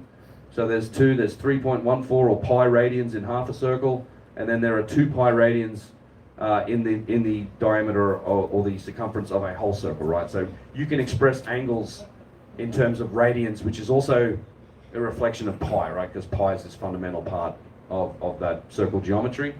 But what we find in the vase is that the 1 radian arc has been used to define several of its features. So using that internal circle up here at these, matching it to these points B and the vase top, the angle of the outside of the vase is actually forms a perfect 1 radian degree arc. And then also this internal circle here, it's a 1 radian arc in terms of the placement of the lug handle. So we see the use of a 1 radian, like it's spherical, it's an example of the depth of mathematical and geometric knowledge that's encoded into these vases, I think. And it's a unit of measurement. So when Mark's doing this, I think he's starting to uncover the building blocks and the mechanisms and mathematics that are sitting behind the design of the vase. So as I said before, not all of the vase is expressed by that radial traversal pattern. There are other measurements in the vase that don't match that pattern, but they do match something else, and that is they encode other significant measurements, things like pi, and we talk about pi 3.141816 or whatever it is, and then they also show phi, the golden ratio. So everybody know what the golden ratio is? 1.1 was it 1.618? So it's basically how the universe expresses itself. This ratio, right? It's the length of your upper arm to your lower arm. It's expressed in the famous conch shell. It's the Fibonacci sequence. It's expressed in all life, and you can find it in the cross section of DNA molecules, and you can find it in the formation of spiral galaxies. It scales up and down, cyclones, hurricanes. It all conforms to this golden ratio. Life, flowers, organic life, matter itself seems to organize itself in terms of the golden ratio. Our bodies are built on it. We're perfect examples of the golden ratio in about 1,000 different ways. And understanding this, it seems to show a depth of understanding of how the universe and the world works, right? Just how reality works. And we find the golden ratio and pi. By the way, pi was not even supposed to have been discovered 5,000 years ago. The Greeks, of course, get the credit for pi. As with a lot of things the Greeks did, they probably got it from the Egyptians in the first place. But we see that in this vase. So I'm going to step through this. I'll try and do it quickly, but it is fairly straightforward. But we see pi in a couple different places and the golden ratio. So you can see the math here. So the diameter of the opening, so it's this red line here, the diameter of the vase opening over the radius of the internal lip, that equals pi, and it equals pi to within 0.1% or approximately 32 microns, so accurate, pretty accurate. There's another way, then we can also see phi, right? So we can see phi when we look at the diameter of the neck, so this red line at the bottom here, over the radius of the opening, so the same Ri, like the radius of the internal opening, that equals phi squared to within 0.07%, so, you know, less than 0.1%, approximately 20 microns. We also find the golden ratio in the radius of the foot, right? So this is the other end of the vase. This is kind of interesting because the same DO, that diameter of the opening, right? This line up here, the DO, same DO here. So we take the diameter of the opening and we put that over the radius of the foot, and you also get phi squared within 0.08% or roughly 35 microns. And there's a little bit of math here, but it's reasonably easy to follow. But because DO on that first equation is already produced by pi, so we saw this here, right? If you go back, you see DO is already produced by pi. You can just write that equation a different way. So another way of writing the radius of the foot, because DO is involved in the radius of the foot, you can express the radius of the foot as the radius of the internal opening times pi over phi squared. And this is like a double equivalence that lets us, we've now got one measure that expresses both pi and phi, and we can use it as a relationship to the other measurements that we've just looked at, which, if you express it all like this, it leads somewhere interesting, trust me. So just follow me. So the diameter of the opening equals the radius of the internal opening times pi, and the diameter of the neck equals the radius of the internal opening times phi squared, and the radius of the foot equals the radius of the internal opening times pi over phi squared. So, what's the common element in this, right? We've got Ri. We've got an Ri. The radius of that internal opening is expressed in all those equations. So if we just assume that Ri equals 1, we just take away the Ri, it gets a little bit more simplified. So if Ri equals 1, we can now read this as the diameter of the opening equals pi, the diameter of the neck equals phi squared, and the radius of the foot equals pi over phi squared. Therefore, the radius of the internal opening might in fact be 1, which means that might be their base unit of measurement for how they created this vase. Yeah? So what is it? So what's the actual measurement for 1U, the radius of the internal opening? 18.739 millimeters. Interesting number, because it happens to, and it may be a coincidence, but it happens to almost, it precisely matches the exact frequency of a 16 gigahertz light wave or radio wave traveling in a vacuum. So 16 gigahertz exactly.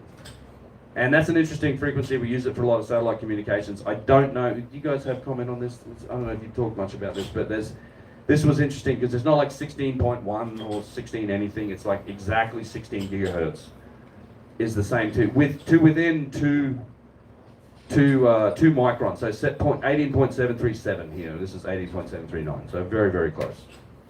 Well, the only thing I would say Is that in modern times we use this same method, not exactly this one, but we use this same method for maintaining our standards of metrology, period.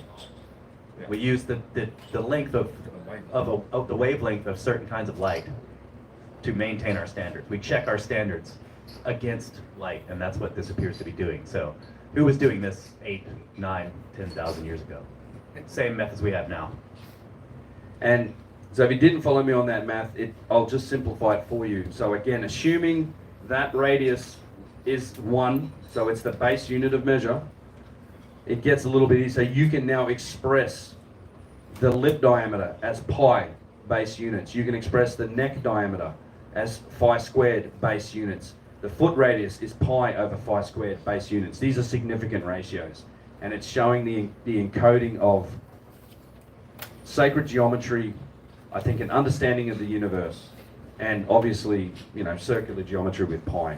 This is knowledge that we are gleaning from this analysis. We're learning about the people who made these things, which, to the conclusion of this is interesting because from design to manufacture, the precision, complexity, depth of interrelation between the base features really rules out the idea that this is just random chance. Like this artifact was designed. We're seeing all these signatures of design. It's probably designed mathematically. If it wasn't designed mathematically, how else do you design it? Could you draw it on paper? The vase is about this tall, by the way. It's like 6 inches tall or something. You try and draw that circle, that 1.1 millimeter circle. No one can do it. You certainly can't do it with precision, and because we know this was executed with precision. You could draw it on a piece of paper the size of this dance floor, but you still got to be able to scale that thing back down to its dimensions for actual execution in stone. So it turns out the artifact's best represented mathematically, and we, Mark did this, mathematically designed it, it matched the vase model. And then that design was transferred somehow to a manufacturing system and then executed in rose granite with just astonishing precision. And then we talked about this with the loss in positional calibration when you have to deal with the lug handles. So it tells you either they were very good at not dealing with that loss in calibration, or it was potentially even made on some sort of system that had 5 axes of freedom. That's a possibility as well, also along with Chris's solution. But yeah, sophisticated machining. So this is what Mark said, and this is where that logic leads, right? So you go through all the math, you reverse engineer the design, you figure out, okay, this thing's been designed mathematically, so how do you get it into real world output? And this is kind of where the evidence of logic leads. And I'll just quote directly from Mark's article here because I think he sums it up really well. And he says, as far as we know, no human beings, trained animals, or naturally occurring phenomena, modern or ancient, take mathematical formulas and equations as input and produce lathe operating motions as outputs. For all of the knowledge and insights we've accumulated over the ages, we know of exactly one and only one category of things capable of such behavior. The kind of thing that we refer to as a Turing machine. A device capable of taking input, holding state, performing operations on held states according to predetermined principles, and producing output. Now you can make Turing machines pneumatically, mechanically, hydraulically. We make them electronically, and we call this class of device a computer. And no plausible way of representing, operating on, or manufacturing the design of this artifact exists without having access to one such. So he's basically taking you through a process to lead you to a point that says this had to get put through a Turing machine to actually produce the manufacturing output from that design. It's just the only way we know that it can be done. So, I think this is the benefit of looking at, trying to peel back the onion layers on these artifacts. This is the benefit of that analysis, and we've learned a tremendous amount about the people who created it. And a lot of this really doesn't line up with the known capabilities of the Nadak and Nadak II cultures, or whoever in the pre-dynastic times, let alone the Old Kingdom. But it seems to be much more than just a simple vase. Encoded with it are the principles of sacred geometry, the fabric of the universe, the golden ratio, all of this indication that they had sophisticated knowledge and understanding of how the world works. And it does tell a tale of their creators, their capability, their elegance, their sophistication, their knowledge, even their mathematical system, and potentially the way that they viewed reality. And, you know, it's a funny story because it took me a few goes at this article to follow the math and get through it and understand truly what Mark was saying in this article. And Nick Sierra, who's much smarter than I am, he got it pretty quickly. And I remember I was sitting at home one night, he phoned me up. He's like, dude, I have to talk to you about these vases.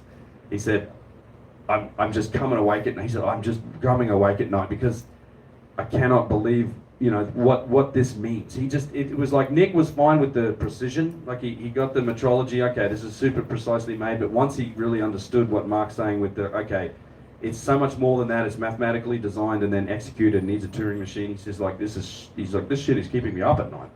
He just had that moment where it broke his view of the world, and it broke his perspective on our own history. Is like, he finally is like, man, there was something sophisticated going on, and he was convinced of it. And he told me this little story. He said, you know what this thing is like? He said, it's kind of like Voyager's golden records, right? The Voyager space probes went out in the 70s, they had these golden records that have basically geometric data and all encoded data in different methodologies to try and transmit information to people somewhere or whoever out in space, should it get picked up, that might tell them a little bit about us, about where we are, who we are, what our capabilities are. And it's not like it's written in English on there. It's encoded with you know, geometric principles and other things, wavelength and light. And it even has, I think it has some nuclear material on there that serves as a launch clock, like the halftime of plutonium or something's in there. And he said it's kind of like that, but instead of where Voyager's being sent out in space, it's like this is something that's been sent through time to us, that encodes this data and is giving this information. I thought that was a really powerful analogy. I threw it in this slide, but yeah, there are a lot more than just a simple vase. And what's happened recently, finally get to the update part. I told you I'd go through it quickly. More vase scans and more analysis. This is a portion.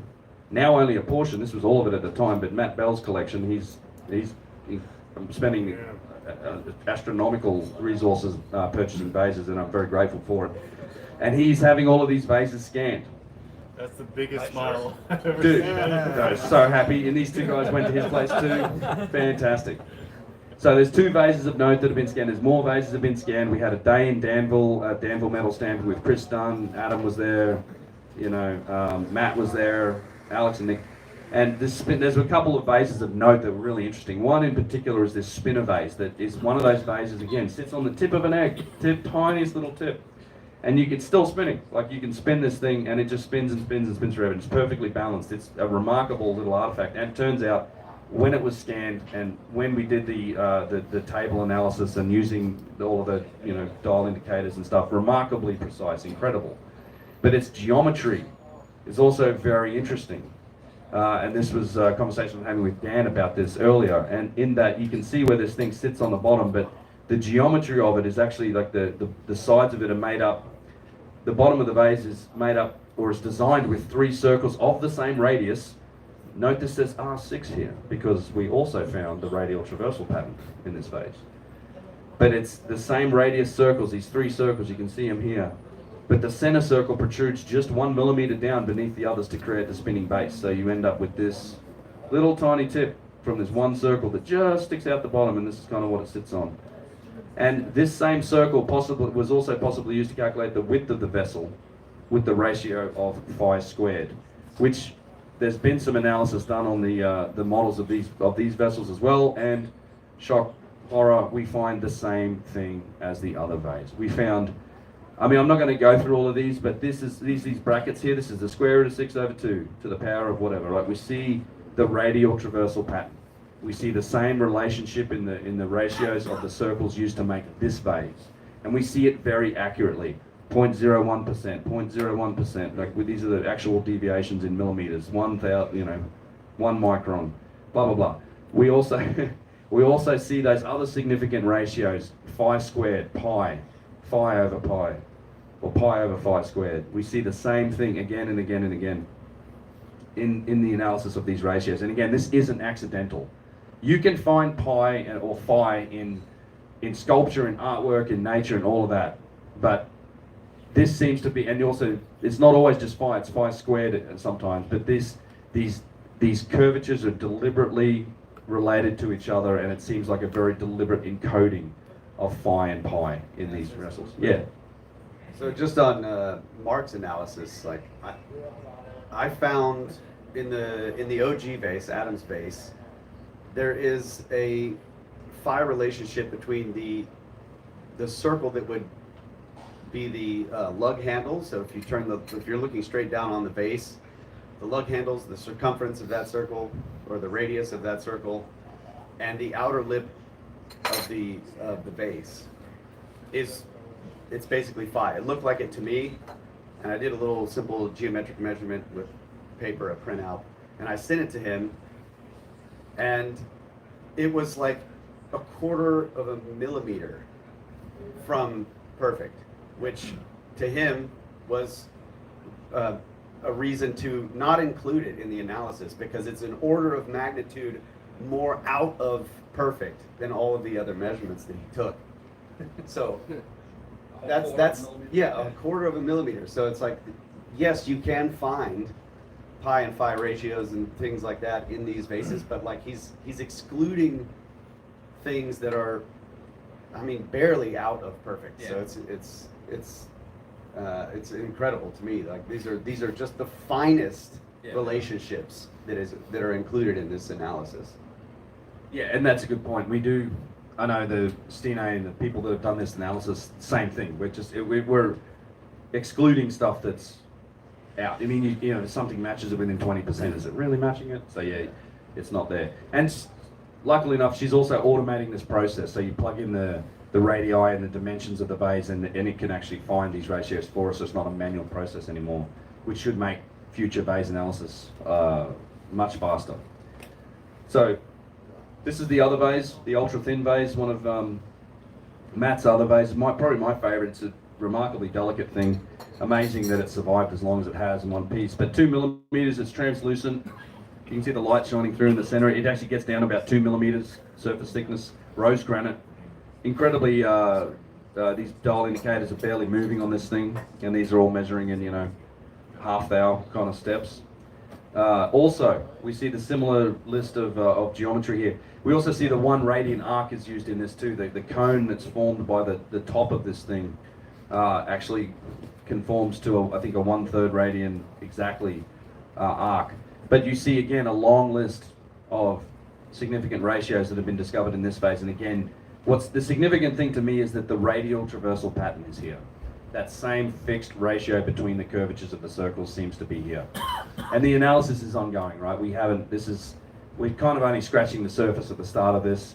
Adam's over here. One of the things he was doing, we're hopefully working with a Egyptian university to take this over, have them start analyzing vases that are in the museums here, start doing the engineering, because there's engineers and Egyptologists involved in that from that institution, you know, and they once they learn the process and they understand what they're looking for, I think they can take it over to be a really interesting project for them, a chance for the Egyptians to take back their own history a little bit. Because if you look at the story of Egyptian history, you could definitely say it's something that's been sort of given to them by Europeans and Westerners. You know, all the Egyptologists, and that story of dynastic Egypt is probably something that's mostly determined outside of Egypt. You know, Yusuf's father and the Sufi legends and chematology tells a different story, and this could be a chance for the Egyptians to take back a piece of that for themselves. And that's really where we're going from there. I can talk about provenance, but I think provenance is covered. We are already working with vases with impeccable provenance. It's the nature of the antiquities market that not everything you find on there is going to tell you, know, you're not going to get impeccable provenance. Eventually, you know, you get too impeccable provenance, Egypt's going to ask for it to come back at some point, potentially. So, you know, stuff comes up in estate sales or in auction houses or from antiquities dealers. Might go back to the 80s, might go back to the 60s, might go back further. I know Matt, this is an example of one that Matt has, this granodiorite shouldered vase that actually was displayed in museums, and it goes back to, what does he say? Yeah, it's late 2nd dynasty, but impeccable provenance again. So Is this the one that was used in the debunk It was. Yeah, this is funny. I've been really waiting for the analysis on this one because one of the guys that made a video saying, oh, all these vases are fake, these guys are getting these modern manufactured vessels. He said, here's an example of a vase that isn't fake. And it was this vase, which now happens to be owned by Matt. So, It's gotta get yeah, analyzed. it's going to get analysed, and I might make a point of looking at it in a video. We'll see. So yeah, anyway, we're working on, this is happening. I mean, I'm not really working on, I'm documenting it, and I'm happy to be involved, but yeah, it's, I'm super excited that this project moves forward. I'm also very hopeful that it can form the basis for an extension of this type of analysis for other artifacts. I've got ideas in my head about trying to leverage some of these relationships or potentially see what it would take to say, let's go scan all the Serapeum boxes, let's do this and that. I think this is the sort of data we need going forward. So, yeah, lots more work's happening. We've got scans of these things, and as I said, a lot of these are now also being scanned in CT scanners, which is much even higher resolution than structured light stuff so far. So we should be able to just have even more accurate scans and get more data out of it, hopefully. Okay, that is my update on the vases. So,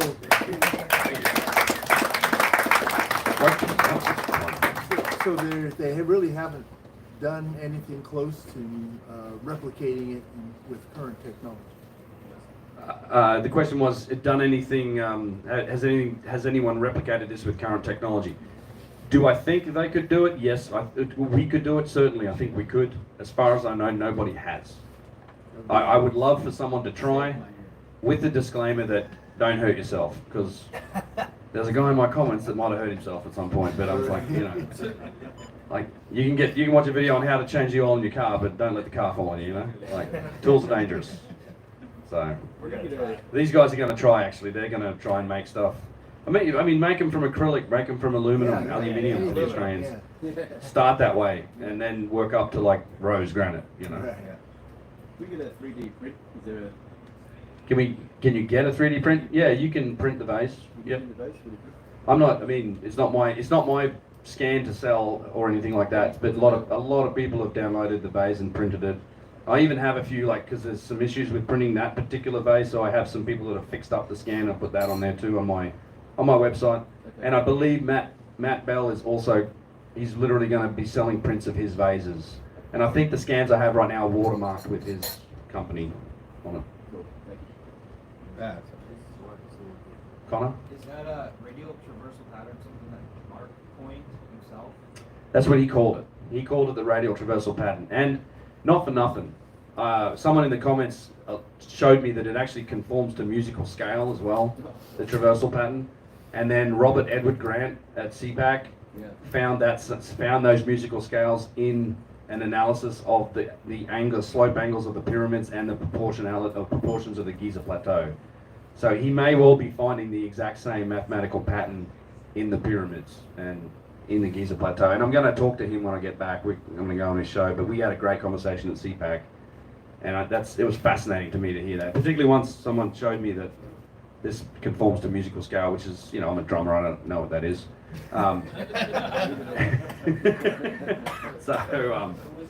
Yeah. Robert Edward Grant, yeah. So I'm going to talk to him. I don't know, he did a fascinating presentation about it. I want to talk to him some more. Yeah. So Ben, if there were people who don't know about that made these things like this,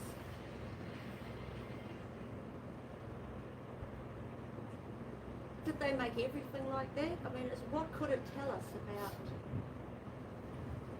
their society? I mean, could these have been special objects to them, or just everything they made was precise like this? You know, no, definitely not everything. We have vases that are not this accurate, I'll tell you that. There's definitely vases that are an order of magnitude less precise. One thing is interesting, and like an early thing, Adam and I have talked about it a couple times, and it sort of almost conforms to what we saw in the statues at Luxor, right? So the rose granite ones seem to be the most precise. Not always, but they seem to be like the big colossi at the Ramesseum's rose granite, the best polished and sort of deepest cuts and the smoothest statues seem to have been rose granite. And we're seeing a similar thing in the vases. So far the rose granite ones are the ones that seem to have the most precision, but that may not be always the case. In fact, Matt's recently acquired, I think the most expensive one he's bought, it's not rose granite, it's another stone, and it's average. So if you average one of these, like say the OG vase might have an average of say 4 or 5 thousandths of an inch across all the measurements. This vase Matt has, based on the CT scans, is like between 0 and 1 thousandth of an inch average deviation from it. So it's like the most precise one we've seen so far that isn't rose granite. But there's definitely ones that are not as precise. So it's not, yeah, not everything is made like this. And another way, it's probably even more complex than that with other artifacts. Not every aspect of everything is made with this much precision. But even when you say a box at the Serapeum, we know that it's got this precise at the top of the inside is super precisely flat and well made, and exactly sort of perpendicular and flat with the lid on top of it, but it may not be as precise on the bottom. Who knows why? That they might not have needed to do that. But the fact that once you even just see that precision, like if you see it, like you still have to explain that precision. It doesn't have to be all precise, but once you're seeing precision somewhere, that to me, that's a question that needs answering. But I don't know why or what. My guess is that these vases were functional. I don't think they were purely intended as vases. Sometimes I look at the lug handles and they remind me of like a cam lock, like these things are locking in. Maybe they're resonators, maybe they're part of a larger system. Maybe they aren't. I don't know. I don't want to be closed-minded to any of it. Okay, so Ben just spoke about the precision part of your question, but the other part I think is the design aspect. Yeah. These numbers that are being used in the design itself, it's then expressed in the object so well through precision that we can then pull them out of the object itself, which is what has happened with the scans. That is reflected in many places around the world, and I mean, cathedrals have this. Some of the best cathedrals, like you see this in monumental architecture, in some of the best works of art across the ages. So yeah, there is something there, and it's interesting because you look at this vase, and I guarantee you that the way that all these crystals are put together in the stone are using those numbers. That's what's amazing about it. It's literally how the universe constructs itself. So these are fundamental rules to nature. And then the designers and builders of these objects have learned that about the universe, and then they've applied them to the objects that they were constructing. And they did it so well that we're able to see it with these tiny deviations. But the universe itself has tiny deviations in it as well. We're able to, when we look at the universe on microscopic, all the way up to the macroscopic scale, you see these fundamental concepts and these fundamental numbers, phi and pi. But the universe itself can't quite replicate them perfectly. It never does. There's always a little bit of error because you're dealing with matter, with material, with the material realm. So, but it's so well done that you can see it. You can see the abstract concept behind it, but it isn't perfect, just like the vases. And that's what's really amazing about them. And that's why you can imagine, the concept that the gods did this. Because this is exactly what you see with the universe itself. So if you just let your mind go absolutely wild, what could this be telling us? What could it be the old speculation question. Rogan asked me 3 goddamn times. What's your wildest speculation? I don't know. For me, I'll let you guys answer this too, because I'm sure you have opinions on it. Look, I think we're looking at the remnant, and even in the symbology and what we see written on these temples, I do think we're looking at potentially the remnants of some sort of functional technology that we don't have the context to fully understand. Right? It's that you've probably all heard me use the example of the iPhone, like a blank iPhone going back in time, 100 years, 50 years, but 1,000 years or whatever, and it looks like a shiny black rock or a piece of glass to them. But to us, we have all the context to understand what it means. We know what a touchscreen is, the camera, the internet, Wi-Fi is, all the components that you look at a cell phone and we know, a keyboard. Yeah, we have that context to understand what it is and what its capabilities are. But if you lack that context, it just looks like a shiny piece of glass. I think there's a chance we're looking at some of these things and we lack context to fully understand it yet, which is why I've always tried to say that we should be looking at this stuff with an open mind. We shouldn't always just put it in a box this box of, this is a subset of what we know today. Like this has to be contained within a subset of what we know and how we would solve these problems and how we would do things. Therefore, everything's ceremonial, symbolic, whatever. I think if we looked at it with a bit more of an open mind and we just followed and we analysed them as deeply as we can, and we follow the evidence to wherever it leads, we might actually learn something. You never know. There's plenty of examples of this happening throughout history, you know, discoveries and things that happened that just made something that seemed completely impossible or magic just become reality overnight. Like, oh, okay, it turns out you can send power and signal waves across the, you know, the surface interaction between the air and the ground, like xenic surface waves or things like this, which you would have been just called a lunatic if you'd suggested before they figured out you could do it. Endless examples like that, and I just think we might be looking at that with this, but I don't know where it leads. The how it worked or what it did, that's pure speculation. I don't know, but I will speculate a bit. I'm writing this book. The idea is I want to give myself the context and room to move to actually speculate about what I think could have possibly happened, timelines, what it might have looked like, that type of thing. While you're doing this work, like in real time, like this is just all relatively new. You know, it's just so like, it's kind of amazing to be just sitting here while this is like unfolding. And like, the negative comments, they're hiding vases that have the scripture, like the scratchings on it. They're removing that. As you guys are like, how aware of your work do you think they are? Like, there's negative comment generators. They're creating Tataria flat Earth fucking memes. And, like, you know, and you're not a mud flutter, bro? Yeah, and Zahi Wahas is watching the. How aware? But it's just like the implications are just so fucking. Well, like, that's the paradigm shifting. I think that's the threat. Yes, that's that paradigm shifting threat. That's the threat of.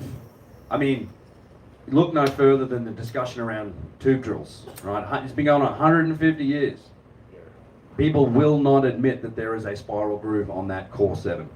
It will not. They will never admit it, because you might think it's a simple thing. Oh, it's a spiral thread.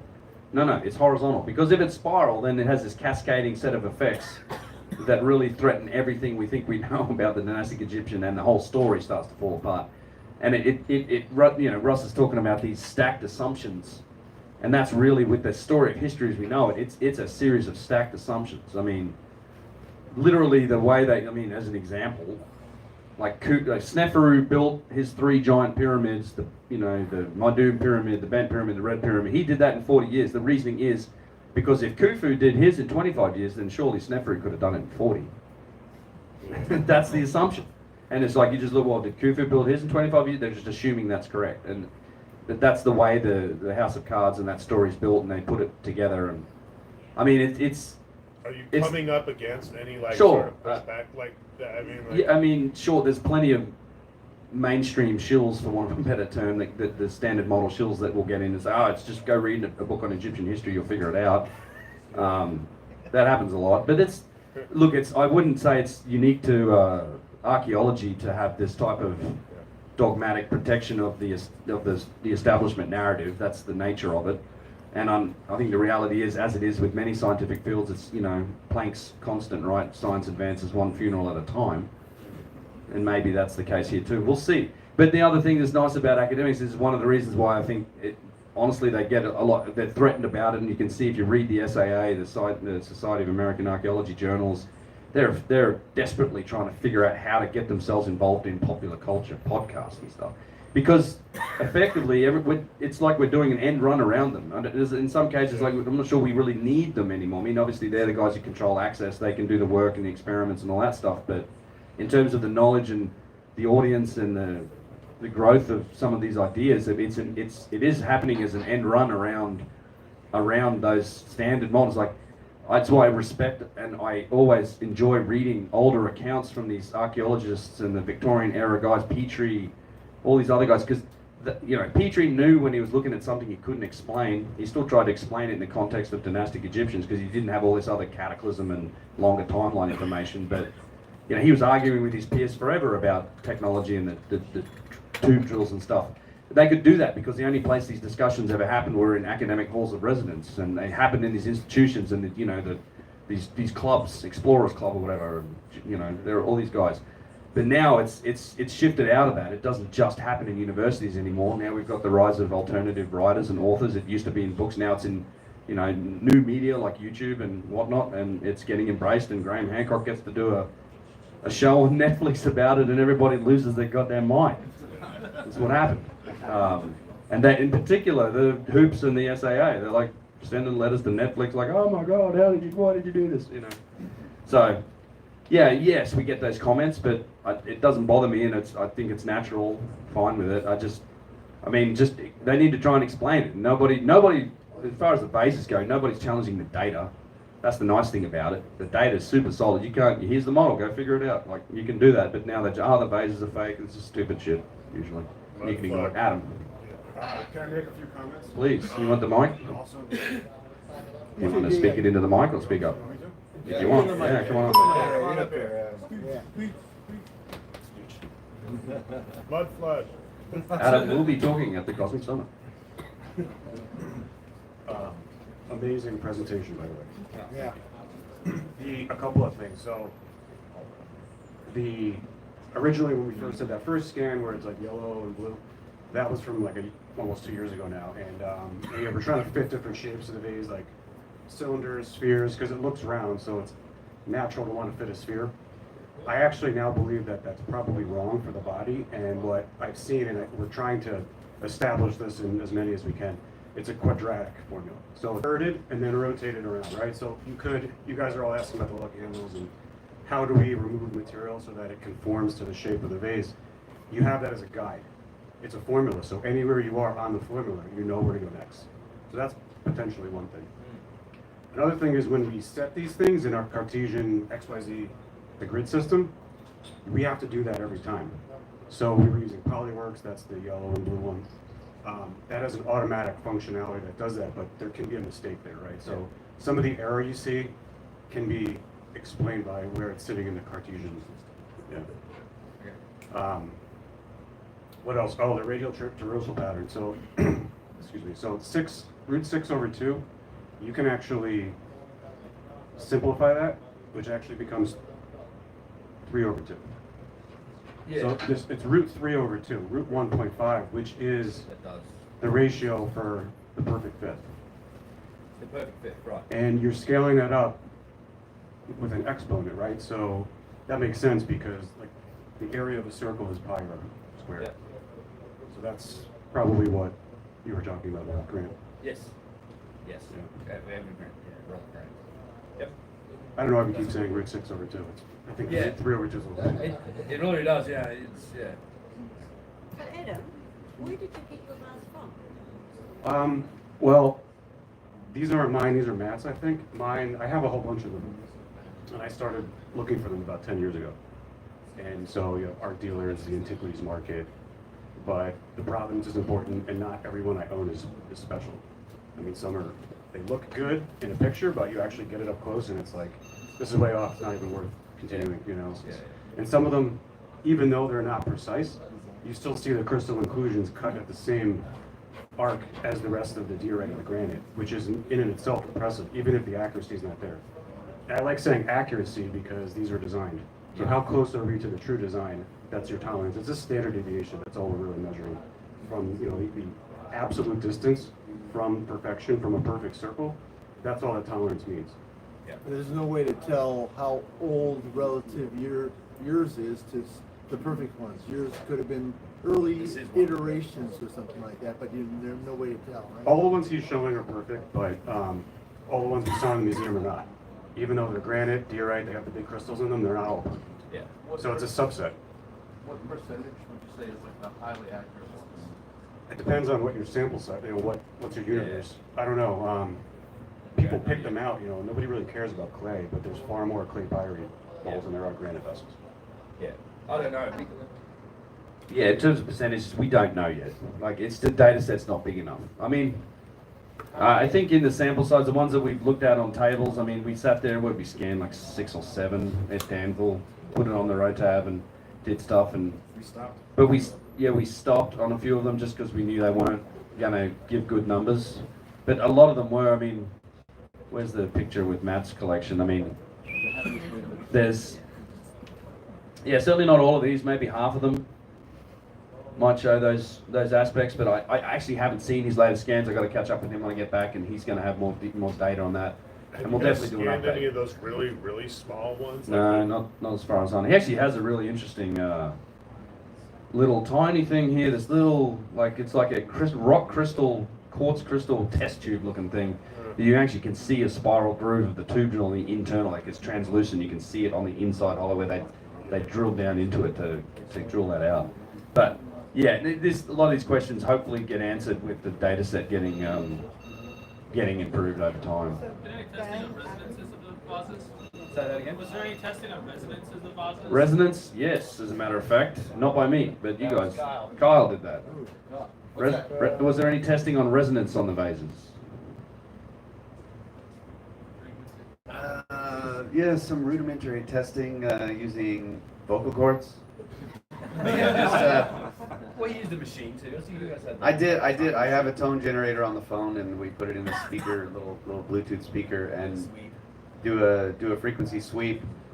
But I mean, it's easily done with the voice, and you can hear it just like you do a sweep, like you move up, and then there's just this tone. Obviously, the fundamental resonant frequency of the interior airspace of the vase, and it just comes out like a horn.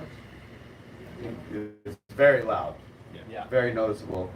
And so then we used the tone generator, and we're just doing the sweep and I was just doing this with Matt, like, check this out. You can download this app on your phone, this tone generator, and you can find all these for all the vases. We did 3 or 4 of them quickly, just for the fun of it, and I don't remember exactly what the frequencies were, but that's another point of analysis, like what are these frequencies? I know in Chris Dunn's book, The Keys of Power Plant, he talks about this thing called the Helmholtz resonator, which is essentially a sphere with a hole in it, and you put in a signal, an audio signal that matches that frequency of the sphere, and it amplifies it.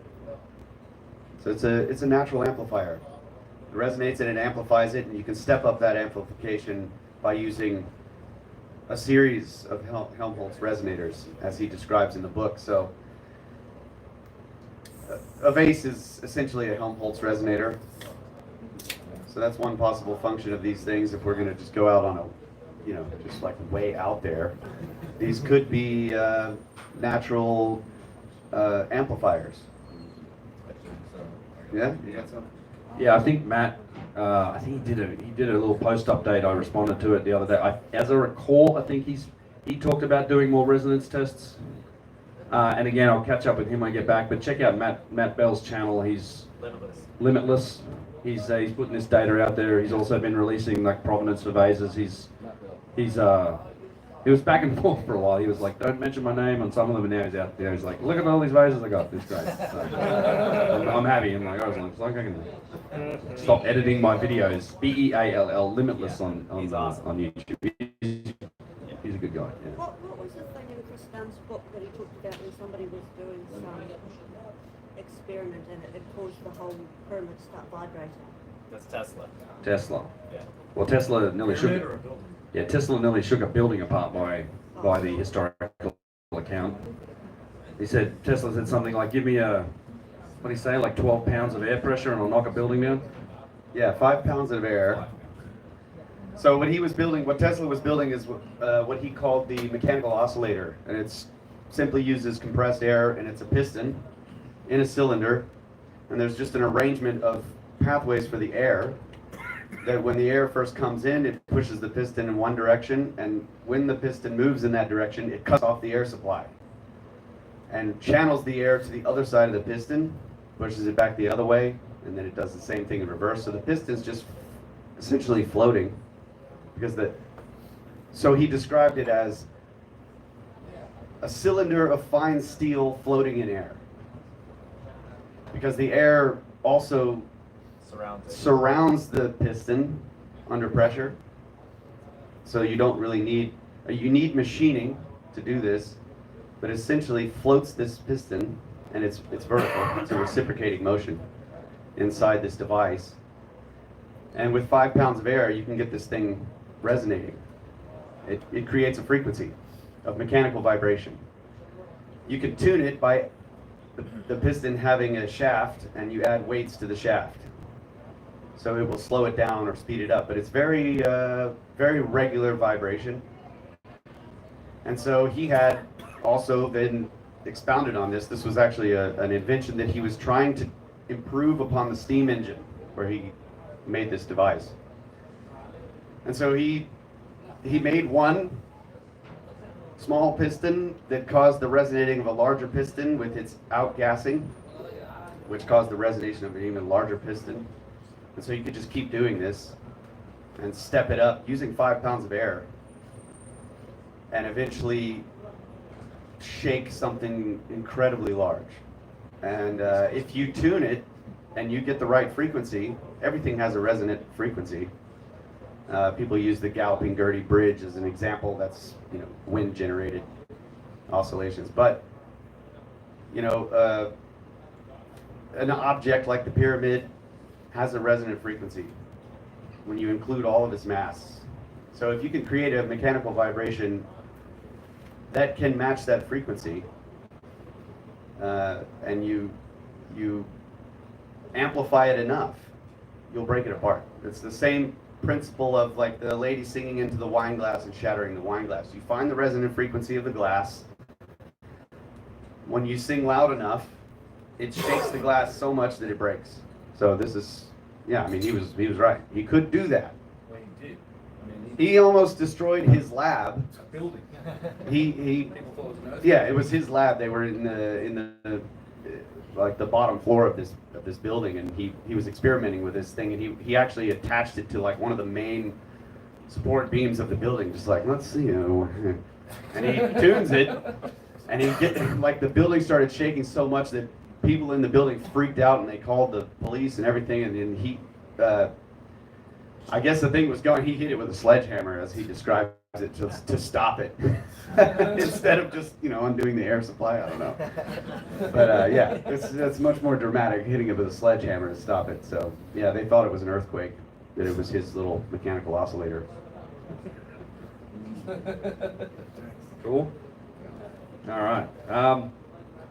I will, one more reminder, if you want to go to Abyss and Bell or any of the special permissions, Mo has came and told me. So he's right here if you want to sign up with him, but otherwise. Come over here, yeah. One other bit of news is that the Ministry of Antiquities in Egypt was fired today, like 2 hours ago. Yep. Whoa. And Mo predicted this. He told me a month ago, he said, guys getting fired for sure. So was Ziri. Today, officially, because of Mankara. Yes. Mankara. Is that because of that? Yeah, he crossed to us. And Because of that, oh, yeah. not for... So that's what I mean, like Yeah. that real time, like obfuscation, like just. Was that? Abu Samba for... I was going to say something very positive Samba? about the You go future, Abu which Samba tomorrow? I love the Okay, fact you that don't the Scan know. Pyramids You don't know. project is ongoing, and they're doing a lot of different testing and work on various different aspects that we've learned since we've been here the last 5 weeks. Okay, I see. But Abu Samba. I hope this has nothing to do with it, because I mean, these guys are doing great work, and you know, we're talking about mainstream archaeology and all these mainstream narratives in science and all this research, and there really are wonderful people in all of these fields. We've met quite a few on these trips that Your son? do not subscribe wholeheartedly to the standard model. They recognize the holes in the model, and they are actively pursuing other avenues of research to improve our understanding of our past, and it's great. It's, you know, people like the Scan Pyramids Project is an example of that. And I would also say the work that's being done at Göbekli Tepe is excellent. And Karahan Tepe, just over there, they sort of don't really have this big dogma built up, but you can see the power of the narrative that gets created for the public in the world's first temple, intentionally buried Like these were early ideas that became entrenched in the narrative for the public, for public consumption. And they're still there. I mean, Göbekli Tepe is not the world's first temple because Karahan Tepe is at least 500 years older. But this is, you can kind of see like in Turkey the way that this is that it kind of gets entrenched, right? But they're not sticking with that narrative. The newest papers coming out are changing it slowly. But these guys are open-minded and they're doing a lot of great work that I would hope in the future some of the ways that they are going about dating these sites could be utilized in places like Egypt. And I'm sure it's going to happen. So I am optimistic about the future in these fields of archaeology. There's a lot of great people coming up.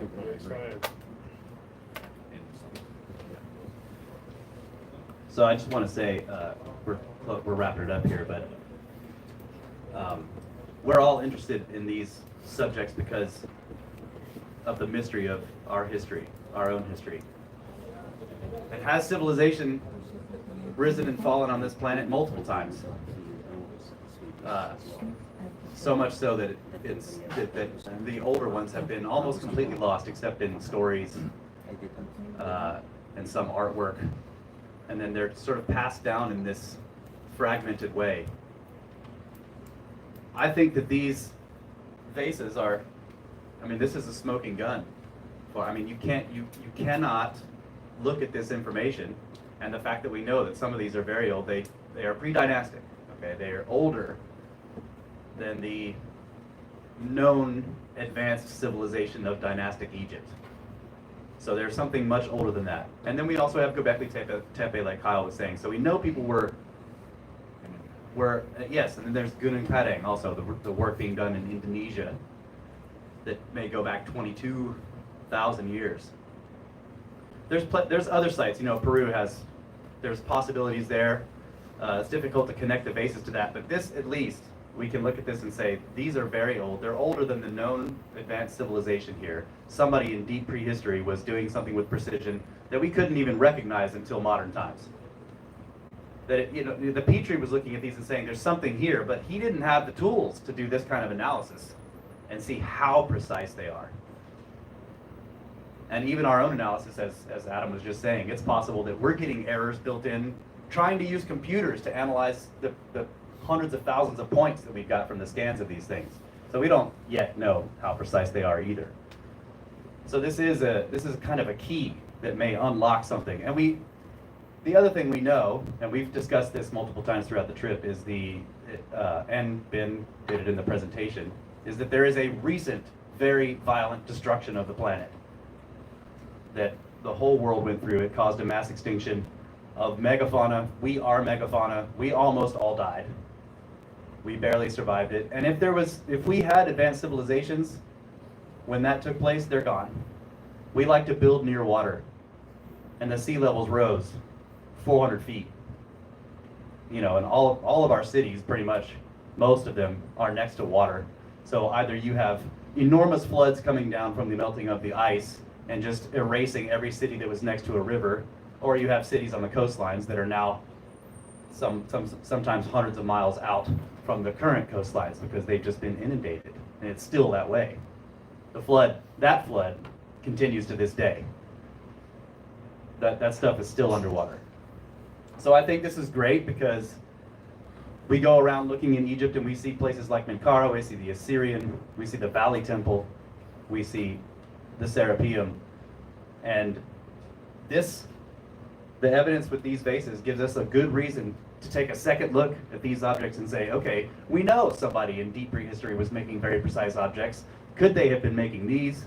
And does that change the story, the accepted story of what's really going on here in Egypt? So it's funny to me because, go back to Mark Lehner's question, show me the potsherds. Well, here are the potsherds. Sorry, they're not broken.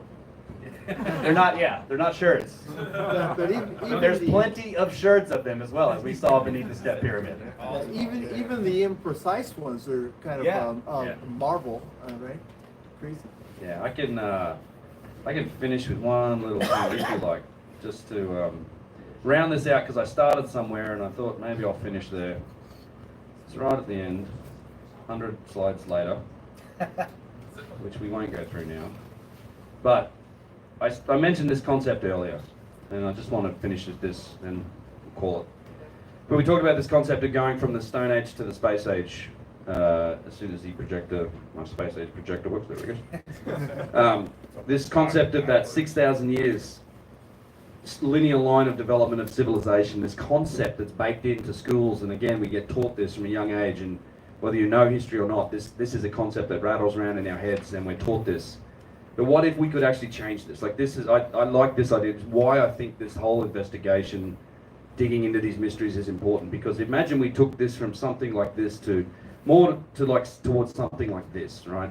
A new tenet of what modern civilization is, this oscillating pattern that goes between civilization and cataclysm. The idea that we've risen before only to be knocked down back to the Stone Age, barely survive things, and we lose our memory.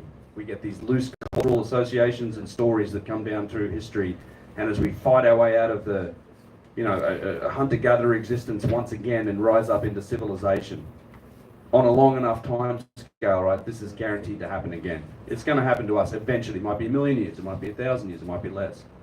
But if we all understood this concept, it might help us to put, our own civilization, our own behavior into a new context, right? It might change the way that we behave. It might change our priorities in the long term. And there's actually examples for this type of thing happening. Something getting injected into the zeitgeist of humanity, the collective consciousness of humanity. And whether you agree with it or not, or it's overly politicized or not, but I think we can all agree in the last 25 years that the term climate change has been a term that's changed that zeitgeist of humanity. It's changed our interactions. It changes our investment decisions. It changes how we interact with the planet, with each other. It's been a concept, particularly younger generations now. Like it really is. It's a factor that in their behaviour and how they run their life. And I like to think of the possibilities of if we started to teach this type of a model in schools at an early age, people understood that we're not the first. There's been other civilizations on this planet, and they were destroyed, despite the clear, obvious evidence for their advanced capabilities. And we find ourselves today in a position of advanced capability. We have the potential to be able to do something about it. We can actually address some of these long-term problems. And we might be able to change some of our priorities. Instead of worrying about building more tanks and guns and bullets in the next election cycle or quarterly results, maybe we start to focus a bit more on the longer-term problems, getting off the planet, spreading out into space, and actually guaranteeing our survival as a species. So I do think that's, as altruistic as it sounds, I think that's the end goal, and that's why I do think this whole investigation, this topic is important for us. I don't think it's just like an academic, what happened in the past, who cares? No, I think it can provide us a new context for how we look at ourselves on the planet. So, yeah, thank you guys very much. Simplify that diagram. Could simplify that diagram. It's a snake. Ouroboros. Yeah, I should just put the Ouroboros on there, shouldn't I? And just say, see, brothers of the serpent. Thank you guys. Well done, guys. Thank you. Thank you. Cheers. Looking forward to more. Can I ask you one question? It's really technical. It's really good. So, go first, but it's your thing. All right. Thanks for watching the stream. We're out of here. Cheers.